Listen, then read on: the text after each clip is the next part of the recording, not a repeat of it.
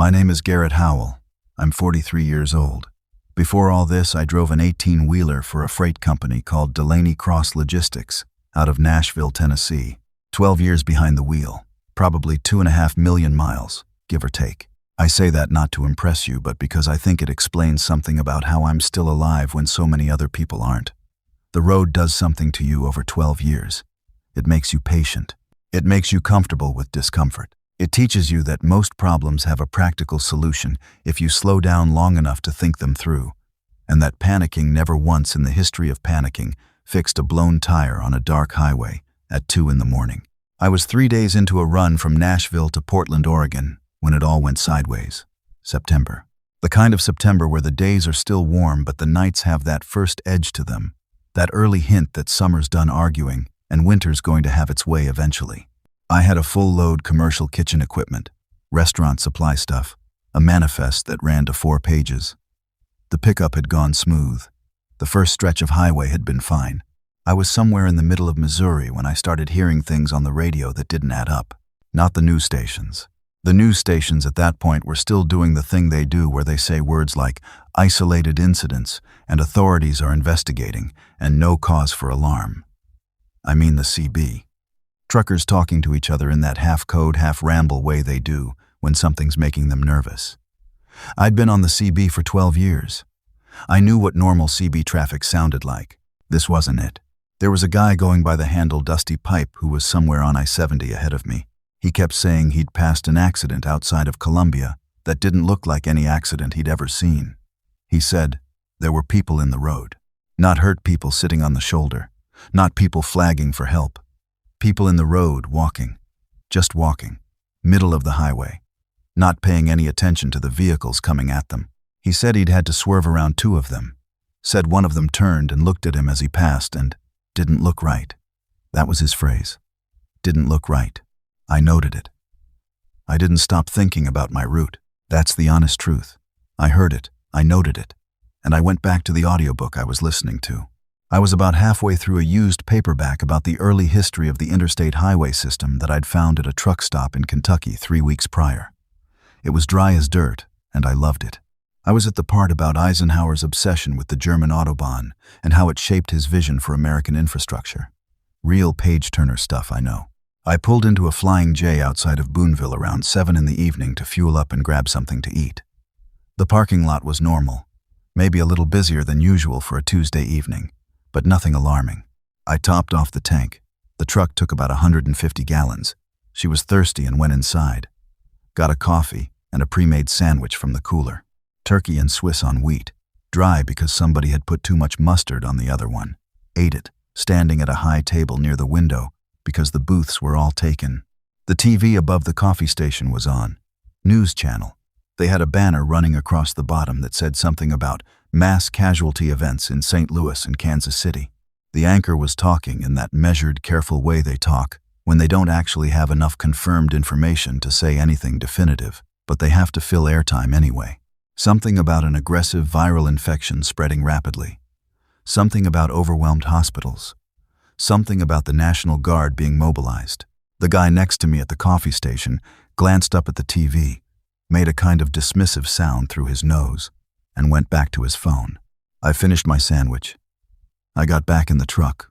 At the time, I told myself the ban on looking too closely at bad news was self-preservation. 12 years of long haul. You learn early that you can't absorb every piece of grim information the world throws at you, or you'll drive yourself crazy. There's always something terrible happening somewhere. You filter it.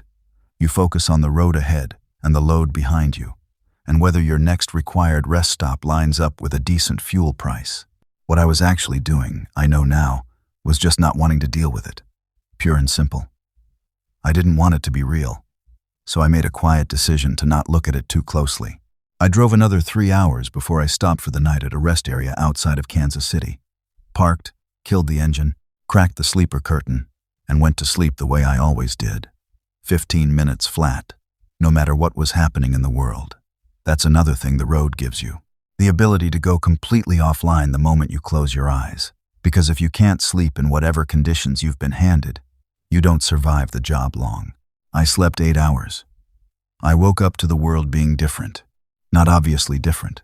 Not movie different. Not explosion and screaming different. The rest area was quieter than it should have been for a Wednesday morning. There were 2 other trucks parked nearby. Both of them had their curtains closed. Nobody was heading to the bathrooms. No cars were pulling in. The highway beyond the tree line was almost silent. I lay in the bunk for a minute just listening to that silence.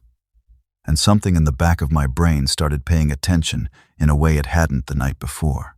I grabbed my phone off the dash charger. I had 14 missed texts from my sister Pauline in Cincinnati. I had 6 missed calls from her. The texts started at around midnight and ran to 4 in the morning. The first few were asking if I was okay, had I seen the news, where was I? The later ones were different. The last one, sent at 4:17 a.m., just said, "Don't stop anywhere near a city. Don't get off the highway near any city. I don't care what you see or hear. Just keep driving." Then below that, sent 1 minute later, "I love you. Call me when you can." I stared at my phone for a moment. Then I tried to call her. Nothing. The call dropped before it even started ringing. I tried twice more. Same thing. I opened the news on my phone. It loaded slow, patchy signal, but it loaded. What I read in the next 10 minutes sitting in that rest area, with the engine cold and the highway quiet outside my windshield was enough. I didn't panic. That's not me. What I did was sit very still and very quietly and think through what I knew and what I didn't know and what the next logical step was. What I knew, whatever was happening in the cities, was happening fast. The language being used had gone from investigating to do not approach to shelter in place in the span of about 8 hours. There were videos on social media, lots of them, and most of them weren't the kind of thing I could unsee. I closed those after about 30 seconds. I didn't need to understand it perfectly. I just needed to understand that it was real, and it was very bad. What I didn't know, how widespread, how fast-moving, whether there was a safe destination, whether my sister was okay. What my next logical step was, figure out where I was, figure out which direction had the least city in it, and keep moving. That was it. That was the entire decision tree that first morning. It sounds cold when I lay it out that way, and maybe it was, but panic was not a tool available to me. So I used the tools I had. I started the engine. I pulled out of the rest area. I turned west on the highway instead of continuing north toward Kansas City, and I started driving. I want to be accurate about the timeline here because I think it matters for understanding what I saw over the next few days. This was roughly 6 weeks into what people were already calling the outbreak, though at that point, day 1 for me personally. In terms of really understanding what was happening, the major cities had already been compromised for about 48 hours. Whatever containment had been attempted had failed. The military response was apparently happening, but there was no coherent information about where or how effective. What the highway showed me was the aftermath of the first panic wave, and it looked like this. Abandoned vehicles. Everywhere. Not parked, stopped. Just stopped. Wherever they'd been when whoever was driving them decided they needed to not be driving anymore. Some of them with doors hanging open. Some of them with things inside I tried not to look at too carefully. The highway shoulders were the worst. People had pulled onto the shoulder and then apparently had a reason to leave their cars in a hurry. And whatever they were running from or toward, they weren't in their cars anymore. I drove at maybe 25 miles an hour through the worst stretches, which was nerve-wracking in a loaded 18-wheeler. The truck is long and the clearances are unforgiving, and I had to thread through gaps between abandoned cars that I wouldn't have liked at slow speed under normal conditions. But I kept moving. Stopping felt like a worse option. The first infected I saw was about 40 minutes outside of Kansas City, walking on the highway shoulder heading east. Just one. A man, or what had been a man, in a gray work shirt with the name of a plumbing company on the back. Walking in a straight line at a steady pace, head slightly forward, not reacting to me at all as I passed. I'd been watching the road so I almost didn't see him until I was parallel. I kept both hands on the wheel and drove past. The second one was about a mile later. Then 2 more, together, walking side by side in a way that almost looked companionable, until I got closer and saw that they weren't walking together intentionally. They just happened to be moving in the same direction, at the same pace, and Proximity meant nothing to them. I drove through the rest of that day, navigating around those things on the highway and around abandoned vehicles, and once around a military checkpoint that had been set up on the westbound lanes and then clearly abandoned. The barriers were still there, the cones, even what looked like a folding table with papers scattered across it. Whatever soldiers had been staffing that checkpoint were not at that checkpoint anymore. The load I was carrying, the kitchen equipment, I thought about it once.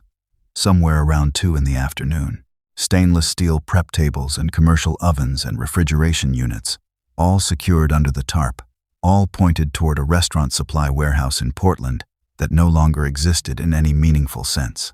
I thought about it for about 10 seconds and then let it go. The cargo was the least important thing on this truck right now. By nightfall, I had made it to the outskirts of a small town in Kansas. I'd passed through before on other routes, but never stopped in. The kind of town that exists mostly as a fuel stop and a name on a highway sign. Population 1,200, maybe. I could see lights from the town, actual lights, which meant power was still on there. I could also see vehicles parked bumper to bumper across the main exit ramp in what was clearly a deliberate blockade. A hand-painted sign on a bedsheet was draped across the largest truck in the blockade. It said, "Town full. Keep moving." I kept moving. I drove until I found a grain elevator complex about 4 miles past the town, pulled the truck off the road behind the largest structure where it couldn't be seen from the highway, killed the lights, and sat in the dark cab for a while. I ate the second sandwich I'd bought at the Flying J the previous evening. A bag of chips I had in the cab. Half a bottle of water. I made a mental inventory of everything I had on the truck. 2 sandwiches worth of food, down to 1 now. The chips. 3 bottles of water. A banana that was getting too ripe. A road atlas. A first aid kit under the passenger seat. A heavy flashlight that took D batteries. A multi-tool on my keyring. 2 changes of clothes in the sleeper. A rain jacket. A pair of work gloves. A portable CB radio. Jumper cables. Tire chains for winter runs. 2 emergency flares. A small toolbox with basic hand tools. Wrenches, screwdrivers, pliers. A fire extinguisher rated for chemical and electrical fires. That was it. That was what I had. Not a lot for the end of the world. Enough to work with. Barely. I slept in the sleeper that night, curtains drawn, doors locked. I woke up twice to sounds outside, once to what turned out to be a dog, or at least something moving the way a dog moves, low to the ground. Once to nothing I could identify. I lay there and listened until it went away, and then I went back to sleep. That was my first night of this new life. That was how it started. I didn't know yet that the truck was going to be my home for the next several months. I didn't know yet about the fuel problem, or about the people I'd pick up along the way, or about what some of those people would turn out to be. I didn't know about the settlement, or about the choice I'd eventually have to make. I didn't know about the winter. I just knew I had an 18-wheeler, half a tank of diesel, and 1 overripe banana, and that today I needed to find more of all 3. The second morning I woke up and the first thing I did was climb into the passenger seat and study the road atlas. Old-school paper atlas, the kind most truckers stopped carrying once everybody got GPS on their phones. I kept one because GPS signal in remote areas is unreliable, and because 12 years of experience had taught me that paper doesn't lose battery power and paper doesn't drop signal in a canyon. Right then I was very glad I'd kept it. I needed fuel within the next 200 miles, or the truck was going to become a very large, very immobile shelter rather than a mobile one. The diesel gauge was sitting at just under a quarter tank, which in a truck this size meant roughly 60 to 70 gallons remaining, which meant roughly 600 miles in good conditions. That sounds like a lot until you remember that good conditions don't currently exist, and that I'd been running at significantly reduced speed the whole previous day, and that sitting idle overnight burns fuel even if you're not going anywhere. I found 3 small towns within 50 miles marked on the atlas that might have fuel.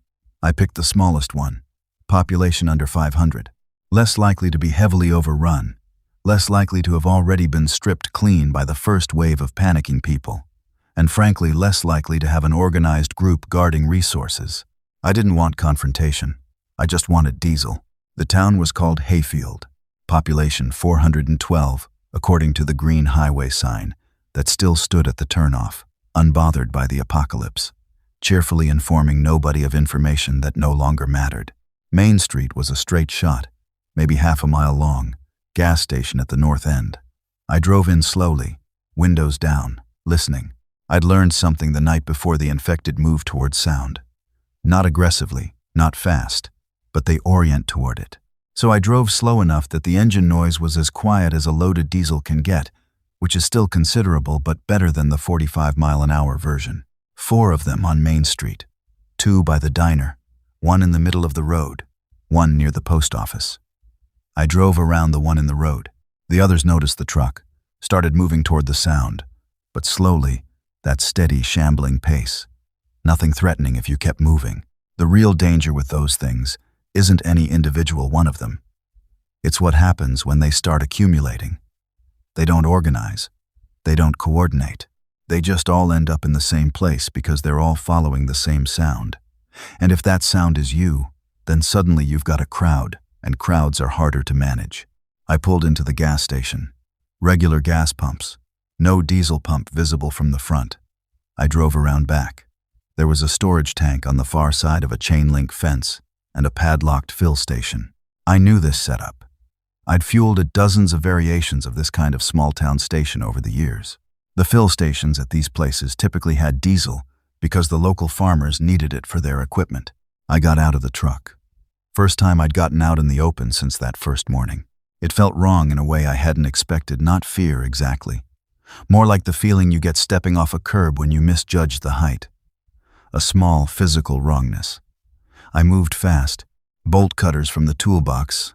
I'd thought to get them from the cab, not from the cargo, which was kitchen stuff and useless to me now. Wait, I didn't have bolt cutters. That was the problem. What I had was a pry bar, which is a different tool for a different application. I stood at that padlocked chain-link gate for about 30 seconds, figuring out whether I could get through it with a pry bar or whether I needed to go about this differently. I went about it differently.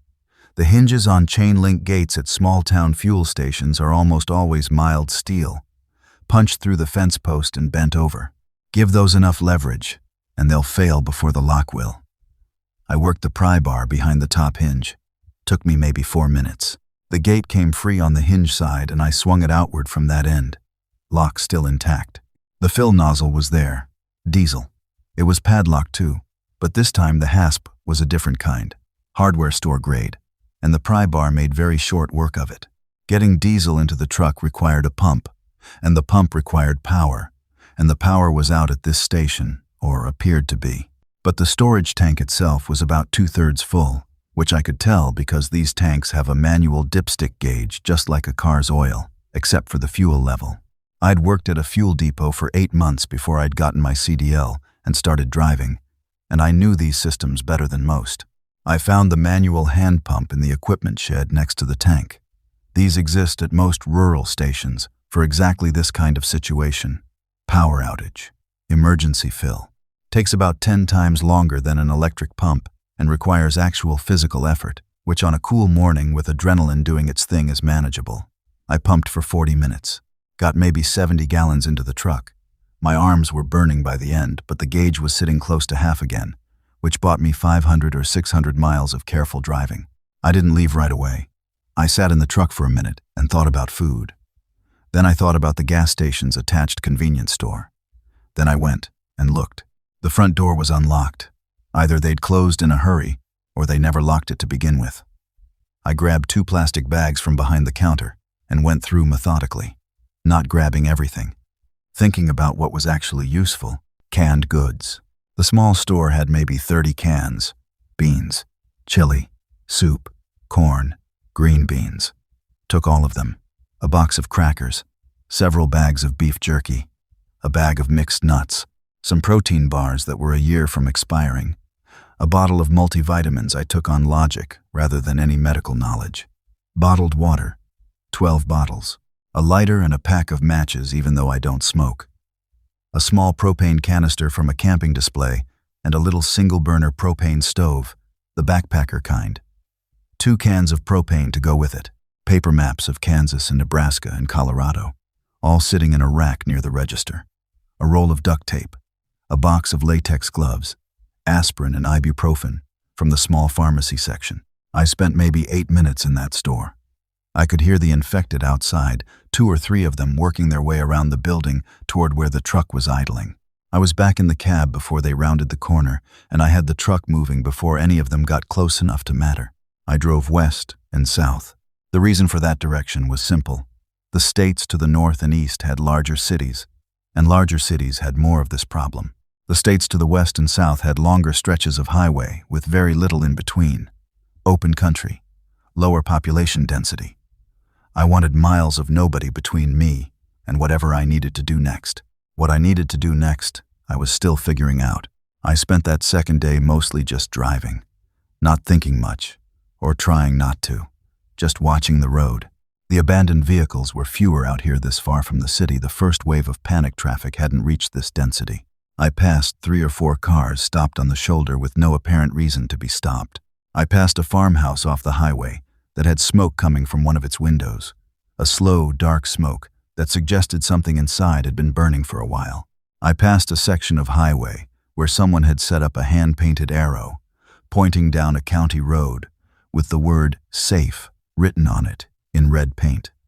I looked down that county road for as long as the angle allowed. Nothing I could see. No way to know if it was genuine or a trap or an old sign someone put up before they died. I didn't follow it. The second night I stopped at another grain elevator, different one, somewhere in the flat stretch between Kansas and Colorado. Ate a can of chili cold because I didn't want to attract attention with a flame, warmer than the can had any right to be, sitting in the cab all afternoon in the September sun. Not good, exactly, but not bad enough that I couldn't eat it. I sat in the sleeper and I thought about Pauline. She was 39, my sister. Lived in a house in the Cincinnati suburbs with her husband Tom and their 2 kids, 12 and 9. Tom worked in commercial, HVAC. Good guy, not a guy I had a lot in common with, but the kind of person who fixes things when they break and doesn't complain about it, which is a quality I respect. Pauline had tried calling me 14 times before the cell networks went down. Her last text had been at 4:17 the morning, and I'd been asleep for every one of those calls. I didn't let myself go further than that. I've found in the weeks since that there's a way to think about the people you can't reach that goes to very bad places very fast, and I couldn't afford to go there. So I thought about her just enough to hold on to, and then I pulled myself back out and thought about tomorrow. The third day was different. I was maybe 2 hours into driving when I came around a long curve and found the highway blocked. Not by abandoned vehicles this time, by people, deliberate people. 2 pickup trucks parked nose to nose across both lanes, and 4 men standing behind them. 3 of the 4 had rifles. The 4th had a shotgun. They were watching me come. I slowed. Not stopped. Slowed. I was probably 200 yards out. I rolled to about 50 yards and stopped there. One of the men with a rifle walked out from behind the trucks toward me. Not running, just walking. He stopped about 30 yards out from my front bumper and made a gesture come down from the cab. I thought about it for maybe 20 seconds. I thought about whether there was a way around them. There wasn't. The highway had a concrete divider to the left and a drop to a dry stream bed on the right, too steep for the truck. I thought about whether reversing was viable. It was, technically. Whether it was smart was another question. Whatever was behind me was behind me. These 4 men were in front of me, and they were real and visible, and I could assess them, which was more than I could say for whatever might be back down the highway. I cracked the window. "I'm not looking for trouble," I called out. My voice sounded strange to me, the first words I'd said out loud in 2 days. The man with the rifle looked up at me. He was maybe 50, heavy-set, wearing a canvas ranch coat and a cap with a feed company logo on it. The rifle was a bolt-action deer rifle, not a military-style weapon. The way he held it was comfortable but not aggressive, like a man who'd grown up with guns and wasn't showing off. "You alone in there?" he called back. "Yes." "What are you hauling?" "Commercial kitchen equipment. Restaurant supply. Nobody needs it anymore." He looked at the truck for a moment. "Where are you headed?" "West." No specific destination, just moving. He seemed to think about that. He turned back to the other 3 men, had a short conversation I couldn't hear. Then he turned back to me. "You got fuel?" "Enough." "You willing to trade?" I got down from the cab. First real conversation I'd had since the world ended. His name was Bud Callister. The other three men were his son-in-law Kyle, his neighbor Dale, and Dale's older brother whose name I don't remember. Gary, maybe, or Greg. They were blocking the road not to prey on travelers but because they'd had bad experience with what they called city people coming through. A caravan of about 40 vehicles 2 days prior had stopped and demanded food. And when Bud and his group had said they didn't have food to spare, things had gotten ugly. Nobody had been hurt badly, but one of their people had been pistol whipped, and a lot of their stored food had been taken. So they were checking everyone now. Not to rob them, just to understand who was moving through their area. Bud was running a group of about 30 people out of a farmstead about a mile off the highway. Extended family plus neighbors. They had wells. They had livestock. They had a root cellar with a reasonable amount of stored food. They also had fuel 2 large farm tanks of diesel, maybe 1,000 gallons combined because they ran farming equipment and generators. They didn't have vehicles capable of long-distance travel. Their trucks were old and in various states of repair, and none of them were suited for the highway in its current condition. I had a truck suited for the highway. He asked me if I wanted to make a deal. He'd fill my tank, the whole tank, the full 150 gallons in exchange for 2 runs. I'd take his diesel-powered John Deere utility vehicle, which was more highway-capable than it sounded, to a feed store 17 miles north. And I'd take his son-in-law, Kyle, to a property 2 towns east, where Bud's daughter and granddaughter were stranded. I looked at Kyle. He was maybe 28, thin, wearing a jacket that wasn't warm enough for the weather. He was holding it together, but not easily. "How long have they been there?" I asked Bud. 4 days. I said yes. I need to explain what that yes meant. At the time, it wasn't altruism, not purely. It was a calculated decision. A full tank of diesel was worth a lot more to my survival prospects than keeping my cab to myself. The 2 runs he was asking for were dangerous, but manageable. 17 miles to a feed store, 2 towns east, to pick up 2 people. The truck was good at both of those things, but I'd be lying if I said it was 100% calculation. Kyle's face when I said yes wasn't something I'd been prepared for. He looked like a man who'd been holding a breath for 4 days and just let it go. I looked away from that pretty fast because it made something hurt in my chest that I wasn't ready to deal with. The feed store run was straightforward. The utility vehicle was a beast on gravel roads, and the store was intact, barely touched, small enough and far enough off the main routes that nobody had thought to strip it yet. We loaded animal feed, seed stock, some tools and hardware Bud had put on a list. Took 2 trips in the utility vehicle. On the second trip, we found 2 infected in the parking lot of the store, both oriented toward us the moment we pulled in. We drove past them, went around the far side of the building, loaded through the rear entrance. When we came back out, the 2 infected had followed the sound of the engine and were now on the wrong side of the building, walking away from us in the wrong direction. We left without incident. Kyle's family was harder. His wife's name was Donna. She was 31. Their daughter was 4. Donna's mother, who'd been visiting when the outbreak started, was also there. A woman in her early 60s named Ruth, who had bad knees and hadn't left the upstairs bedroom in 3 days because of them. The house they'd been sheltering in was a ranch house in a small subdivision, and the subdivision had a problem. About 12 of the infected were working their way through it, not in a coordinated way, just present. Attracted to the subdivision probably by whatever noise had been made there in the early days. They were spread across maybe 6 or 7 houses, wandering between yards, drawn toward each other and toward sounds. I drove the truck slow down the subdivision's main entrance road with the engine at near idle, windows up, watching. Donna and her daughter were in a house on the 3rd cul-de-sac. I could see the house. I could also see 3 of the infected between me and that house. Kyle was in the passenger seat and he was very still. "Back up the truck to the front walk," I said. "I'll go to the door. You watch the road and tell me if any of them start coming." "I should go," Kyle said. "You know how to drive a semi?" He didn't. "Then I go." I got out and walked fast. Not running. Running makes more sound than a steady, fast walk, and more sound means more attention. I went straight up the front walk and knocked 3 times. The door opened so fast she must have been watching from the window. Donna grabbed my arm and I nearly stepped back before I realized it wasn't a threat. She was just holding on. "Kyle's in the truck," I said. "Oh," she said, and then she started crying, quietly, in this compressed way like she'd been saving it up for days and was trying to let it out slowly because the 4-year-old was right behind her. I had Ruth over my shoulder. She couldn't walk fast enough on her knees, and Donna carrying her daughter in the front. And we moved from the front door to the truck in about 45 seconds. The 3 infected in the area had heard the knock and were turning our way. The closest was maybe 60 yards out, moving slow. We had time. Barely. We got Ruth settled in the sleeper. The little girl's name was Abby. She looked at me from her mother's lap with enormous brown eyes and said nothing the whole drive back to Bud's farmstead. The deal with Bud went as agreed. His guys filled the tank. Full, 150 gallons. I had never been so glad to hear a diesel pump run.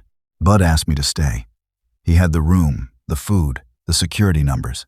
He was building something real out there, not permanent. He didn't claim that, but real enough for the present. He had 6 adults who'd worked farms before, 2 experienced hunters, a woman who'd been a nurse before retirement.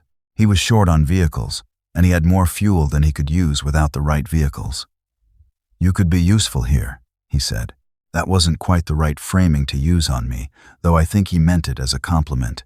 I told him I needed to keep moving. He nodded like he'd expected that.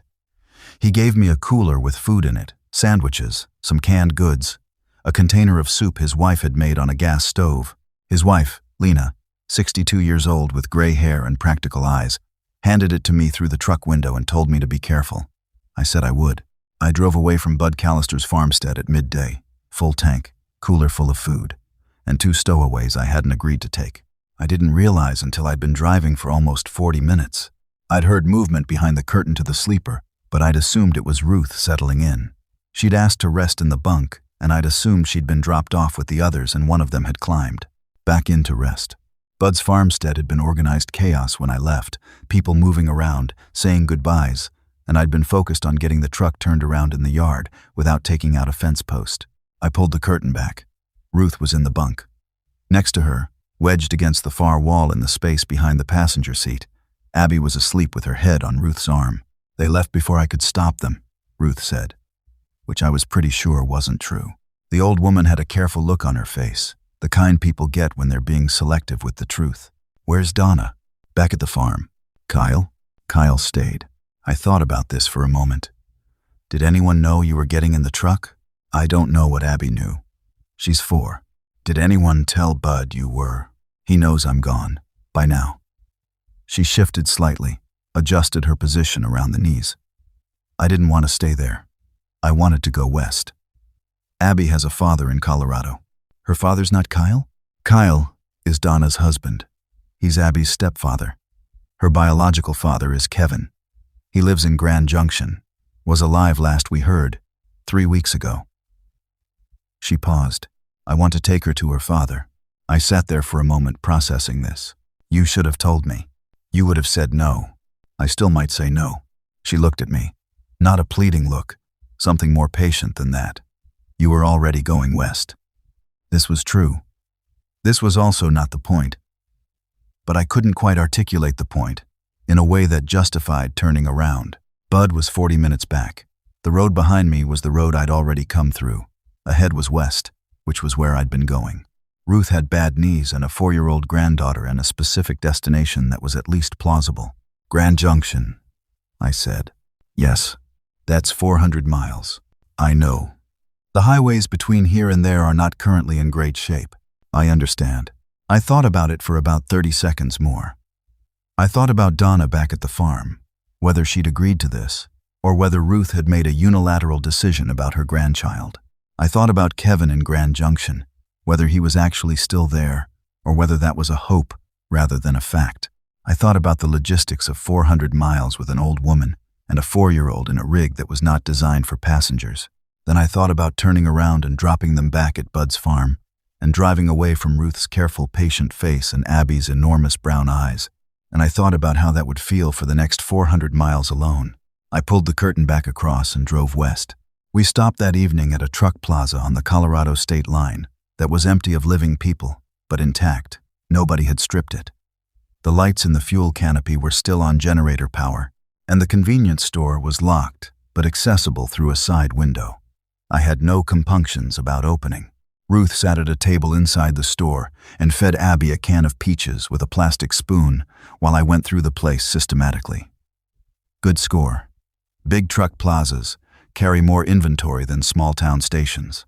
I came away with 2 large bags of food, enough for 4 or 5 days at careful rationing, and found the supply room in back where they kept bulk items: paper towels, hand sanitizer, a case of bottled water, baby wipes, which turned out to be invaluable for washing up without running water, a first aid kit that was better than mine, more duct tape, a box of road flares. I also found, hanging on a peg in the manager's office, a ring of keys, labeled with masking tape in a neat hand. Fuel pump 1, fuel pump 2, storeroom, back gate, and one that said simply, Diesel Reserve. The diesel reserve was a 1,000-gallon underground tank with a manual pump connection and a separate fill station around the back of the building. Same setup as the small station in Kansas, but bigger. Used to fuel the company's own vehicles. I got another 60 gallons into the truck that evening. We were doing okay on fuel. Better than I'd expected this early. Abby ate her peaches and looked at me across the table. "Are you going to take me to Daddy?" she asked.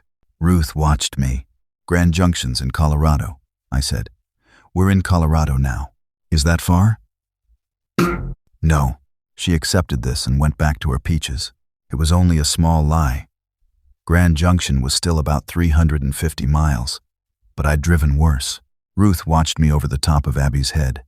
"Thank you," she said. Not warmly, exactly. Matter-of-factly. Like she was acknowledging a transaction. "Don't thank me yet," I said. The next morning we had company. I'd parked the truck behind the truck plaza, out of sight from the highway. I'd been doing this every night back of the building, not visible from the road. In the morning, though, there was a rusted Chevy pickup parked 20 feet away from the truck that hadn't been there when I'd gone to sleep. Parked carefully, deliberately, in the same concealed position I'd chosen. Engine cold. I sat in the cab and watched it for 5 minutes. Then I honked once. A man's head appeared in the pickup's driver window. He looked at my truck, looked around the parking lot, looked back at my truck. He got out. White guy, mid-30s, wearing work clothes that hadn't been washed recently. He had a bandage on his left forearm that was stained through. He walked toward me with his hands slightly out, not raised dramatically, just visible. "I'm not," he started. "I can see your hands," I said. "What happened to your arm?"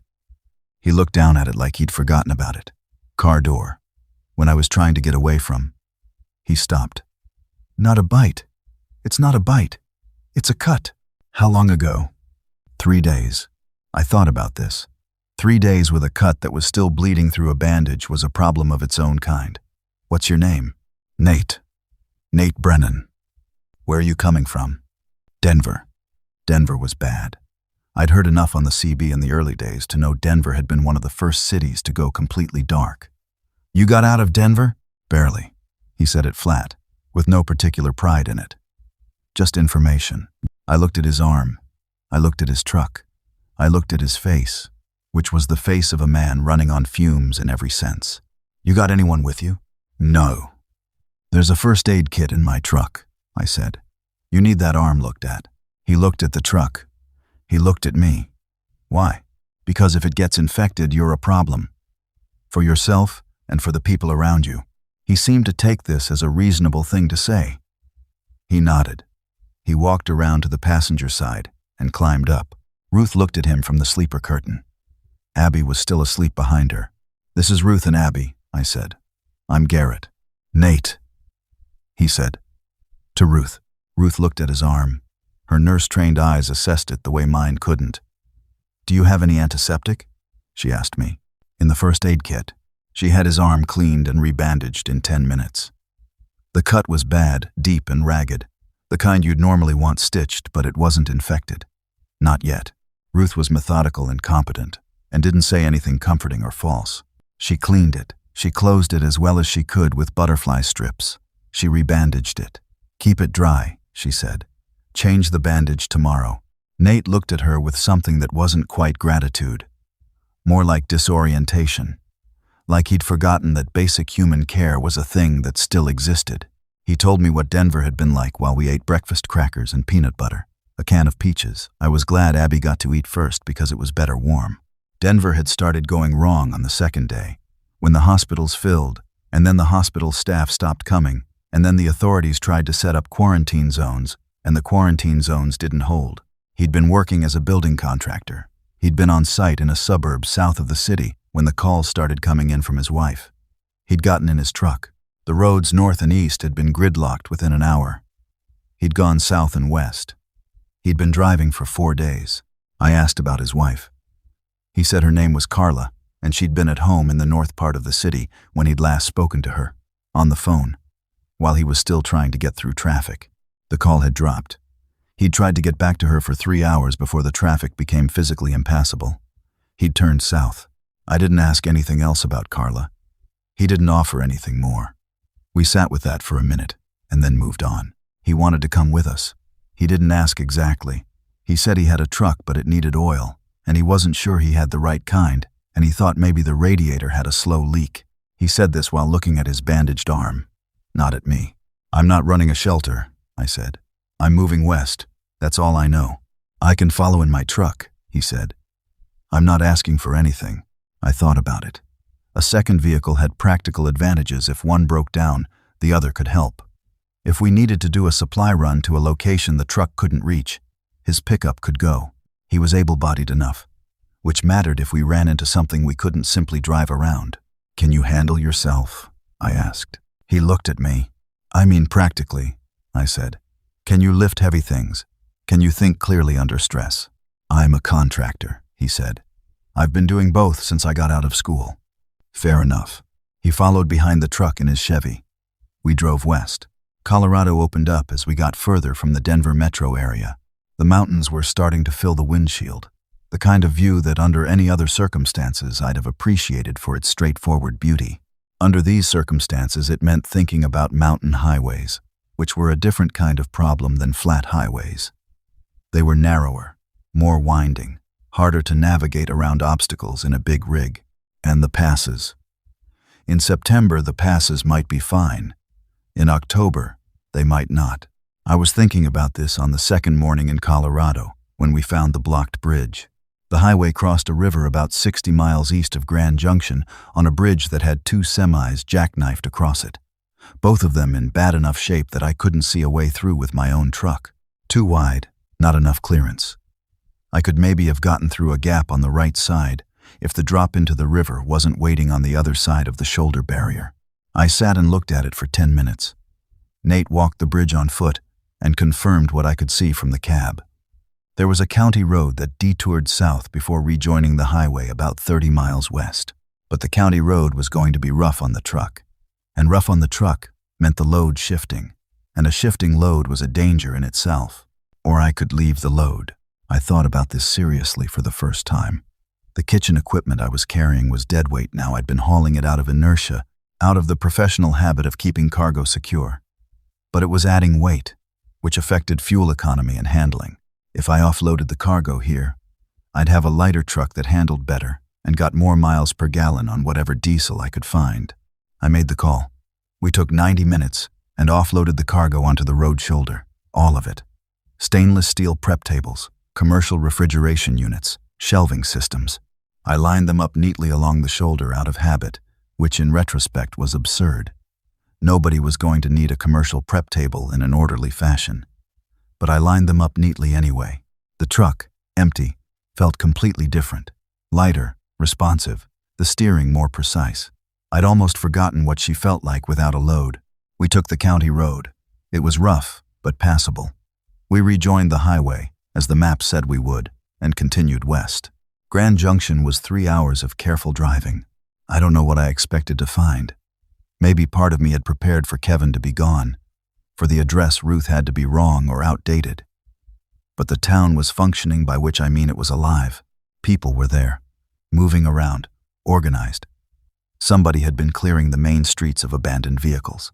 There were hand-painted signs pointing to a community center that was apparently being used as a coordination point. Actual guards at the main entry points, not hostile ones. They stopped us, checked us, asked where we'd come from and what we needed, and then waved us through. Kevin's address was a house in a residential neighborhood 4 blocks from downtown. Kevin himself was on the front porch when we pulled up, not because he knew we were coming, but because apparently he'd been coming out to the porch at intervals throughout the day to watch the road, and we happened to arrive at one of those intervals. He was 35, sturdy build. He looked at the truck with no expression, and then at Ruth getting out of the passenger door, and then at Abby coming down after her, and he went very still for a moment, in a way that looked like something breaking quietly inside him. And then he was off the porch and down the steps, and Abby was in his arms. Ruth looked at me from 10 feet away. "Told you," she said. She hadn't exactly told me anything, but I let it go. Kevin offered us beds. He had a 4-bedroom house, and 2 of the rooms were empty. He had food. He'd been systematic about stocking up in the early days when he'd seen how things were going, and Grand Junction's lower density and distance from major population centers had bought them time. He had fuel. He had a community around him that was functional. He wanted us to stay. Ruth decided to stay. She looked at me and said, "I think this is far enough for me," in that matter-of-fact way she had, and that was that. She thanked me again. Same way she had before, transactionally, without sentiment, which I understood was just how she was, and not coldness. Nate stayed too, at least temporarily. He needed the rest. His arm needed the recovery time, and I think he needed to be in a place where people were not moving for a few days, where there was a degree of stillness. He'd driven out of Denver running on fumes and pure adrenaline, and the stillness in Grand Junction hit him hard. I saw him sleeping at Kevin's kitchen table on the second evening, just completely out, still sitting in the chair. I stayed for 4 days. I helped where I could. I did a supply run to a hardware store on the edge of town that they hadn't fully cleared yet, using their vehicles since mine was empty and maneuverable. I helped reinforce the fence at the back of the community center. I figured out their generator situation, which was complicated because they were running 2 generators on different fuel types, and one of them had a cracked fitting in the fuel line that nobody had noticed yet, and I replaced it with a fitting from a hardware bin in Kevin's garage. On the 5th morning, I was in the cab before anyone else was awake. Nate found me there an hour later. He looked at me for a moment and said, "You're leaving." "Yeah." He looked at the empty trailer. "You're going to start hauling things, aren't you?" I hadn't named it that way to myself, but he wasn't wrong. The truck was empty. Empty trucks, in a world where moving supplies from one place to another was suddenly a critical life or death function, was a waste of available resource. "I'll start with fuel," I said. "These people need fuel. And then whatever's needed." He was quiet for a moment. "I want to come." I looked at him. His arm was healing. He'd slept properly for 4 days. He looked like a different person from the man who'd climbed into my cab at that truck plaza. "You could stay here," I said. "It's safe here, relatively." "I know. Then why?" He thought about it. "I don't know. I think maybe I'm not done yet." He paused. "She's not coming. Carla's not. I know that now. I've known it for a while. I just needed to say it out loud." He looked at me. "I don't want to sit still." I understood that completely. "Be at the truck in an hour," I said. We spent the next 3 weeks operating out of Grand Junction as a rough base while doing runs across western Colorado and into eastern Utah. It was an odd rhythm, not exactly delivering in any formal sense, more like a foraging operation with a vehicle large enough to move meaningful quantities. Kevin coordinated the community end, figured out what they needed and what they had in surplus. I drove. Nate came along on every run and proved himself to be exactly what he'd claimed capable, under stress, practical, and someone who could lift heavy things without needing to complain about it. The fuel situation was the first priority. Kevin's group had a generator-powered water system that was running through fuel faster than they could source it locally. I found a farm supply operation 20 miles south that had a large diesel tank, intact, and we made 3 runs with containers before we figured out that the cleaner solution was to bring the truck itself and use it to shuttle fuel directly. 150 gallons per trip, 3 trips. By the end of that first week, Kevin's group had more fuel than they'd had when we arrived. The second priority was food. Grand Junction supermarkets had been partially stripped in the first wave of panic buying, but partially only people had grabbed the obvious things, the bread and the fresh produce and the bottled water, and left behind a lot of canned goods and dry goods and specialty items that nobody reached for when panicking. There were also a Costco on the west edge of town that had been largely overlooked because the panicking crowds had gone to the familiar supermarkets first. And the Costco's warehouse section had real quantities of food in bulk. We spent 2 full days loading the truck in sections, driving it to the community center, offloading, going back. Hundreds of cases of canned goods, sacks of rice and dry beans, cooking oil, sugar, flour, enough to actually make things with. On the 3rd week, we had a problem that wasn't about supplies. There was a group of about 40 people who'd been camping at the fairgrounds on the east edge of Grand Junction, living rough, not part of Kevin's community organization, but not hostile either. They'd just been doing their own thing. They had their own leadership structure. A man named Patrick, who had the kind of confidence that comes from being used to having people listen to him. He'd apparently run a car dealership before, which explained the specific flavor of his authority. He was organized and decisive, and not someone I instinctively trusted. He came to the community center looking to make a deal. His group had weapons, not an arsenal, but meaningful firepower, including 2 AR pattern rifles and a substantial amount of ammunition. Kevin's group had food and fuel. Patrick wanted a merger, one community, combined resources, combined security. Kevin was cautious. Nate was more cautious. I was the most cautious of all 3 of us, though I couldn't entirely explain why at first. Part of it was the weapons framing. Leading with the weapons as the thing your group brings to the table tells you something about how the person thinks about value and leverage. It might be accurate, weapons were genuinely valuable, but it suggested that Patrick understood this situation as fundamentally adversarial. Us, and whatever was out there. The weapons were the thing that mattered because the situation was about force.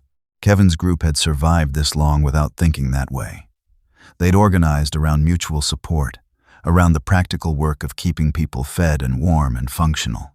That was a different kind of group culture, and I wasn't sure the 2 were compatible.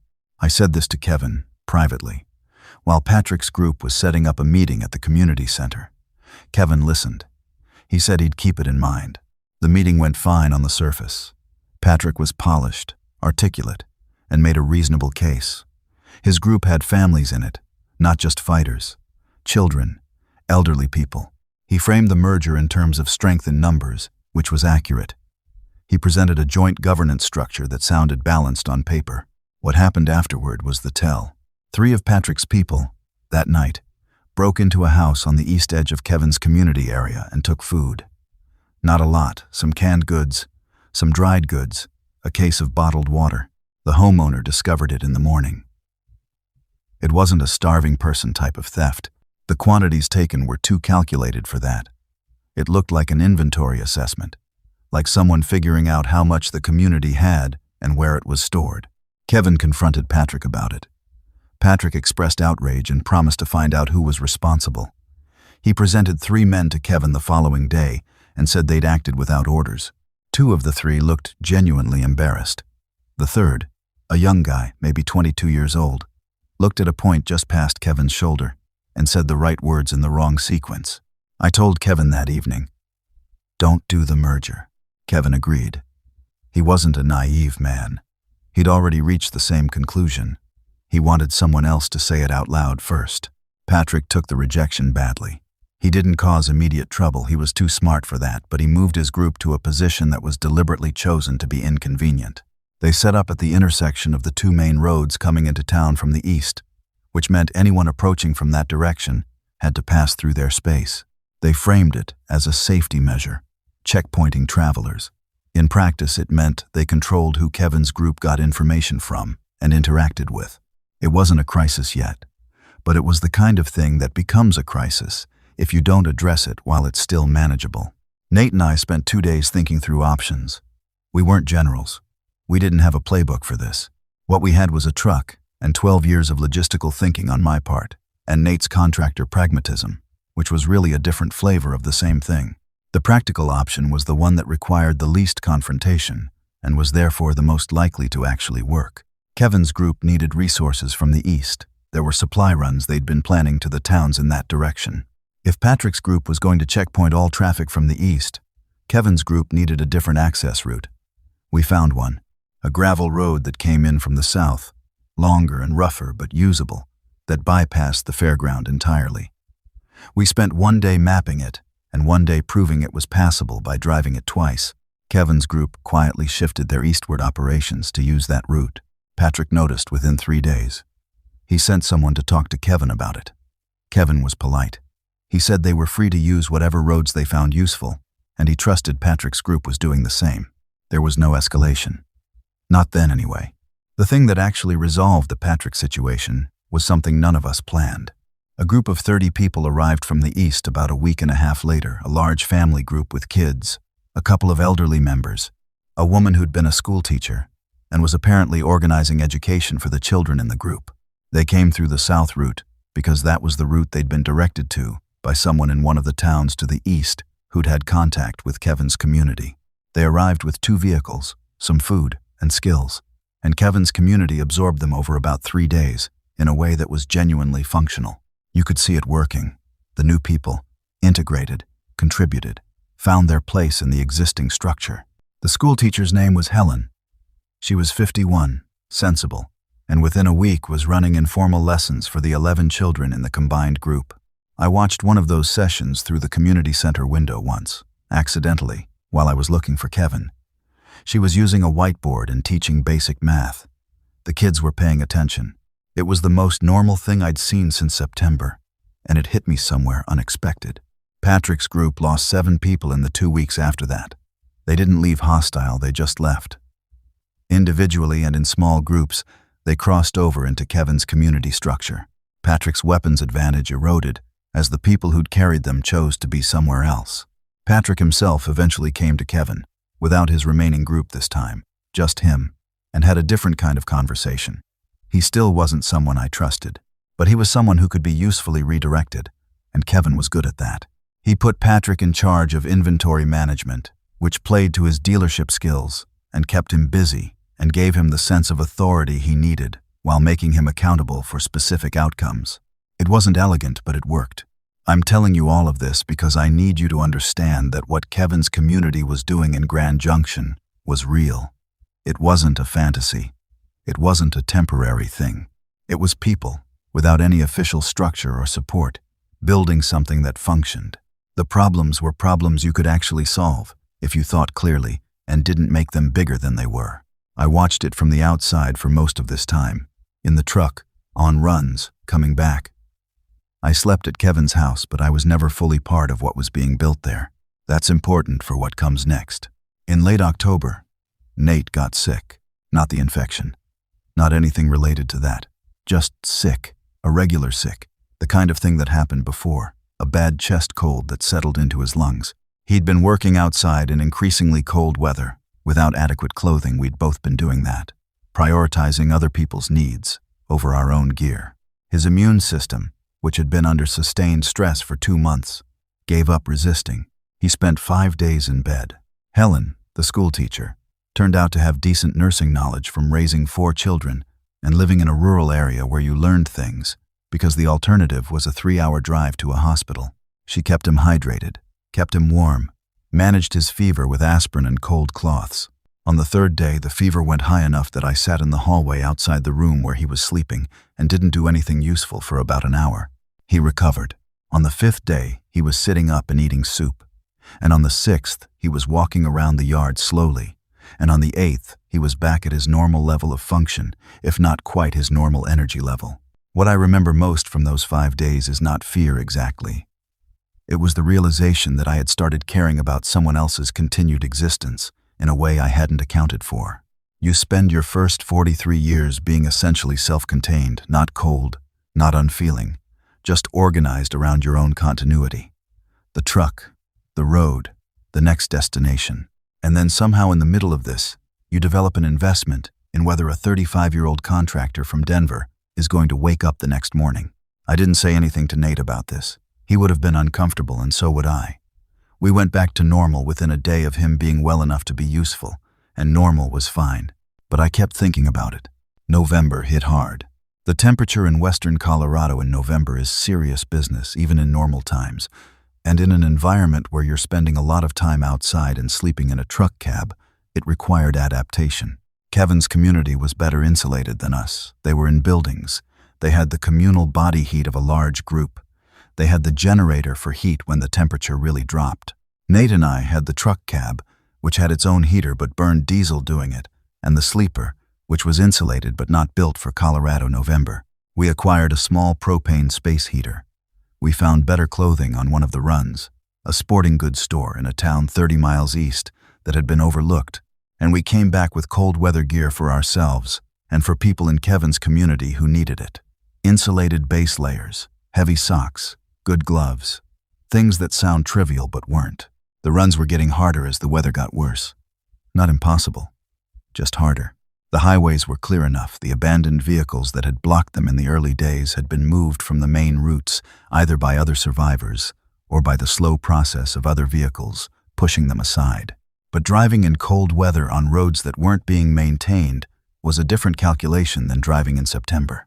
Ice patches, reduced visibility. The truck handled differently in cold. The diesel gelled a little in the deep cold, which required a fuel additive I found in a farm supply store and mixed in religiously after the first time I had a rough start. On one of the November runs, I found something I hadn't expected. I was doing a solo run that day. Nate was helping Kevin's group with a structural problem at the community center, a load-bearing issue that needed contractor eyes. I was driving a route I'd done twice before, east and slightly north, to a distribution warehouse that hadn't been fully cleared. They had bulk cooking oil, which Kevin's community was running low on, and I'd done 2 previous loads from there. The warehouse was about 60 miles out. I was maybe 40 miles into the drive, on a stretch of 2-lane highway between 2 small towns, when I came over a rise and saw something in the road that took a moment to process. There were about 30 of the infected on the highway. Not scattered, not random. They were all facing the same direction, and they were all moving in the same direction, west, at that same steady pace they had. Like a column, like a herd. I'd never seen more than 5 or 6 of them together before. The ones I'd encountered were always individual or in very small groups, drawn together by proximity but not in any organized way. This was different, in quantity, if not in kind. 30 of them on a 2-lane highway was a logistical problem. I slowed to a stop about 200 yards back and watched them. They weren't reacting to me yet. At this distance and speed I'd made minimal noise. They just kept walking, steady, all in the same direction.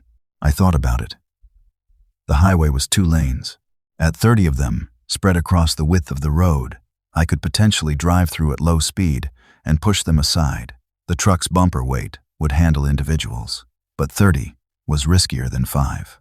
If they reacted to the engine sound and swarmed the truck and I had to stop, that was a problem. I turned off the highway onto a dirt track I'd noticed on my previous runs, an access road to a fallow field that paralleled the highway for about 2 miles before rejoining it. I took it slow. Dried dirt compacted hard enough in the cold to support the truck's weight.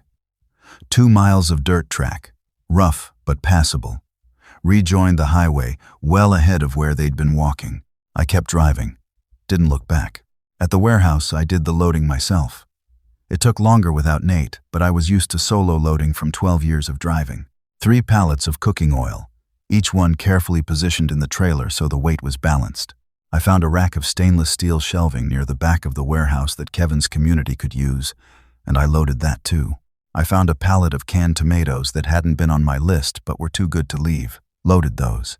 I was closing the trailer doors when I heard them. Not the infected, I heard sounds from inside the warehouse. From the far back corner, past where I'd been working. A scraping sound, like something being moved carefully. Then nothing for a moment. Then again, I stood at the trailer doors and listened. The smart thing was to leave. I had a load. The sounds might be infected moving through the back of the building. There was nothing I needed badly enough to go investigate. I went to investigate. I took the heavy flashlight from the cab. The warehouse was partially lit. Skylights in the roof let in the gray November daylight. But the back corner was dim enough to need additional light. I moved slowly, quietly, the way I'd learned to move in these situations. Not sneaking exactly, just efficient. The sounds were coming from behind a row of warehouse shelving in the back right corner. I came around the end of the shelving row and put the flashlight on a girl sitting against the wall with her knees pulled to her chest. She was maybe 15 or 16. Blonde hair, very dirty, wearing a puffy down jacket that was 3 sizes too big for her. and jeans and work boots. She had a folding knife in her right hand, blade open, held across her knee. She looked at the flashlight and didn't move. "I'm not going to hurt you," I said. She looked past the light at me. She didn't say anything. "How long have you been back here?" Still nothing. I lowered the flashlight so it wasn't in her face. "There's food in my truck, and it's warmer." She watched me for a long moment. Then she said, "Are you alone?" "Yes, mostly." "What does mostly mean?" "My truck. I've got people at a community about 60 miles west." She considered this. "How many people?" 60, 70, growing." She stood up. She kept the knife in her hand, blade open. "Okay," she said. Her name was Tess. She'd been in the warehouse for 9 days. She'd gotten separated from a group she'd been traveling with, somewhere east of here, and she'd made it to this warehouse on foot and decided that staying was safer than continuing to move alone. She'd been living off the warehouse's contents. There was more food in there than I'd accessed on my first 2 runs, including a section of dry goods I'd missed. She'd found water in a maintenance bathroom at the back. She'd been sleeping behind the shelving on a pallet of moving blankets she'd dragged there. 9 days alone in a warehouse. 15 years old, with nothing but a folding knife. She didn't talk about it as if it was remarkable. She talked about it the way Ruth had talked about her decisions, matter-of-factly, focusing on what worked and what didn't. She'd had food. She'd had water. She'd had shelter. She'd managed the fear by staying very focused on the present hour. She'd learned to identify the sound of the infected from sounds of the building settling, from animals. She'd never cried that she mentioned, though she also never said she hadn't. I loaded her in the cab with my food and drove back to Grand Junction. She met Kevin's community with a kind of flat assessment that I recognized from looking in a mirror. She watched people before she talked to them. She asked practical questions before emotional ones. She ate the meal Helen put in front of her without rushing it, which sounds like a small thing but told you something she'd learned to manage her appetite rather than panic eating, which was discipline. Kevin put her with a family who had space and who seemed steady. She thanked him. She thanked me, and she went where she was put. 2 days later, she came to the truck while I was doing maintenance checks and asked if she could come on the next run. "How old are you?" I asked. 16 in 2 weeks. "No, I can help. I was doing runs with the group I was with before. I know how to move quietly, and I know how to look for exits. That's not the point. You just spent 9 days alone in a warehouse. You need—" "I'm fine," she said. Flat, not angry, not defensive, just informational. "I'm not traumatized, if that's what you're thinking. I don't want to sit still."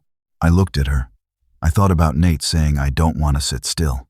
"Talk to Kevin," I said. "If Kevin says yes, you can come on the next run." Kevin said yes. With conditions, Tess stayed in the truck unless I specifically asked her help, and she carried a radio at all times, tuned to the frequency Kevin's community used. She came on 3 runs in November. She was useful in precisely the way she'd said. She was quiet, and she had good spatial awareness, and she found exits and access points I wouldn't have spotted. She also had a particular ability to spot the infected from a distance before they spotted us, which she explained as, they hold themselves wrong, without being able to articulate it better than that. It turned out to be accurate often enough that I started taking it seriously. She and Nate developed a rapport that I watched with some interest. They were 11 years apart and had nothing obvious in common. But they were both people who'd lost something specific and were moving through that loss by staying useful. Nate had lost Carla. Tess had lost, she didn't talk about it directly, but her group, the one she'd been with before, had been killed in an incident she mentioned once and then didn't mention again. They talked by doing things, which suited both of them. December was the month everything got harder, and also the month I started thinking differently about what I was doing. The runs were longer and colder and more complicated. The infected had spread further from the original population centers, not in a wave exactly, more like water finding its way into cracks. You'd find them in places you wouldn't have expected a month earlier. Rural roads, small towns that had seemed safe. The patterns weren't predictable in any useful way, which meant you stayed alert and planned for unexpected encounters rather than assuming clear routes. On one of the December runs, I hit something that I still think about 80 miles east of Grand Junction, on a state highway that passed through several small towns. I came through a stretch where a large number of the infected were in and around a town. Not 30 like I'd seen in November. More like 200. Spread across the town, filling the streets, moving in that slow, purposeless way they did. I stopped on the outskirts and looked at them for a long time. 200 in one town was not random. Something had drawn them there originally, some sound or event in the early days of the outbreak. And then they'd stayed, because they didn't have any reason to leave. They didn't need food. Exactly not the way we think of needing food. They didn't shelter. They just kept moving through the spaces they were in, bumping into walls and each other, changing direction by obstacle rather than by decision. I pulled out the map. There was a route around the town longer, adding maybe 40 minutes to the run. I took it, but afterward I kept thinking about that town and about the pattern of the infected moving west in that column I'd seen in November, and about several other things I'd observed over the weeks, that the infected seemed to be more concentrated in some areas and less in others, that they seemed to move at different rates at different times, that they were, on balance, slowly drifting in certain directions. I mentioned this to Kevin that evening. He had a man in his group named Dwight who'd been a high school biology teacher before. Kevin got Dwight and me together, and we talked through what I'd been seeing. Dwight had been tracking similar patterns on his own. He'd been keeping notes, comparing observations from different people who came through the community. He had a theory, which he was careful to call a theory and not a fact, that the infected were following temperature gradients, moving towards slightly warmer areas, not with purpose, just as a result of whatever biological processes were still operating in them, responding to warmth, the way all organisms respond to warmth. If that was right, the practical implication was that as winter deepened, they'd continue moving toward lower elevations and more temperate areas. Grand Junction would see more of them, not fewer, as winter went on. Kevin took this seriously. The community started thinking about perimeter reinforcement, about early warning systems, about what to do if the infected density around the town increased significantly. I started thinking about what the truck could do if the situation at Grand Junction became untenable. I didn't say this to Kevin. It wasn't a plan. It was just a thought. The truck could move people, not 60 or 70 people, not all at once, but in multiple loads. It could move a significant group to a different location if that became necessary. The truck was, in a sense, the community's emergency option. I hadn't thought of it that way before. I'd thought of it as my vehicle, my home, my mobile continuation. But it was also, sitting in Kevin's lot, something larger than that. The week before Christmas, which I know because Tess mentioned Christmas and I tried to work out from that what the date was, we got a radio message. Kevin's community had been monitoring multiple frequencies on a collection of radios they'd assembled. Mostly static, mostly nothing, occasionally fragments of other survivor groups in the region. This was different. It was a clear signal, organized, broadcasting on a schedule. A woman's voice, steady, practiced, reading coordinates. The coordinates were in western Utah, a place I'd driven through on my original route west, months ago, though I'd driven through it in the dark and had no specific memory of it. A valley between mountain ranges. Population, the voice said. Currently 214. Growing. Medical capability. Food supply. Defended perimeter. She said the community was established and stable, and she invited any survivor groups in the region to make contact. She said the settlement's name was Harlan's Hollow. I don't know where the name came from. Some previous resident or founder, probably. It didn't matter. What mattered was the coordinates, the clear signal, the practiced tone of someone who'd been broadcasting for long enough that it had become a routine.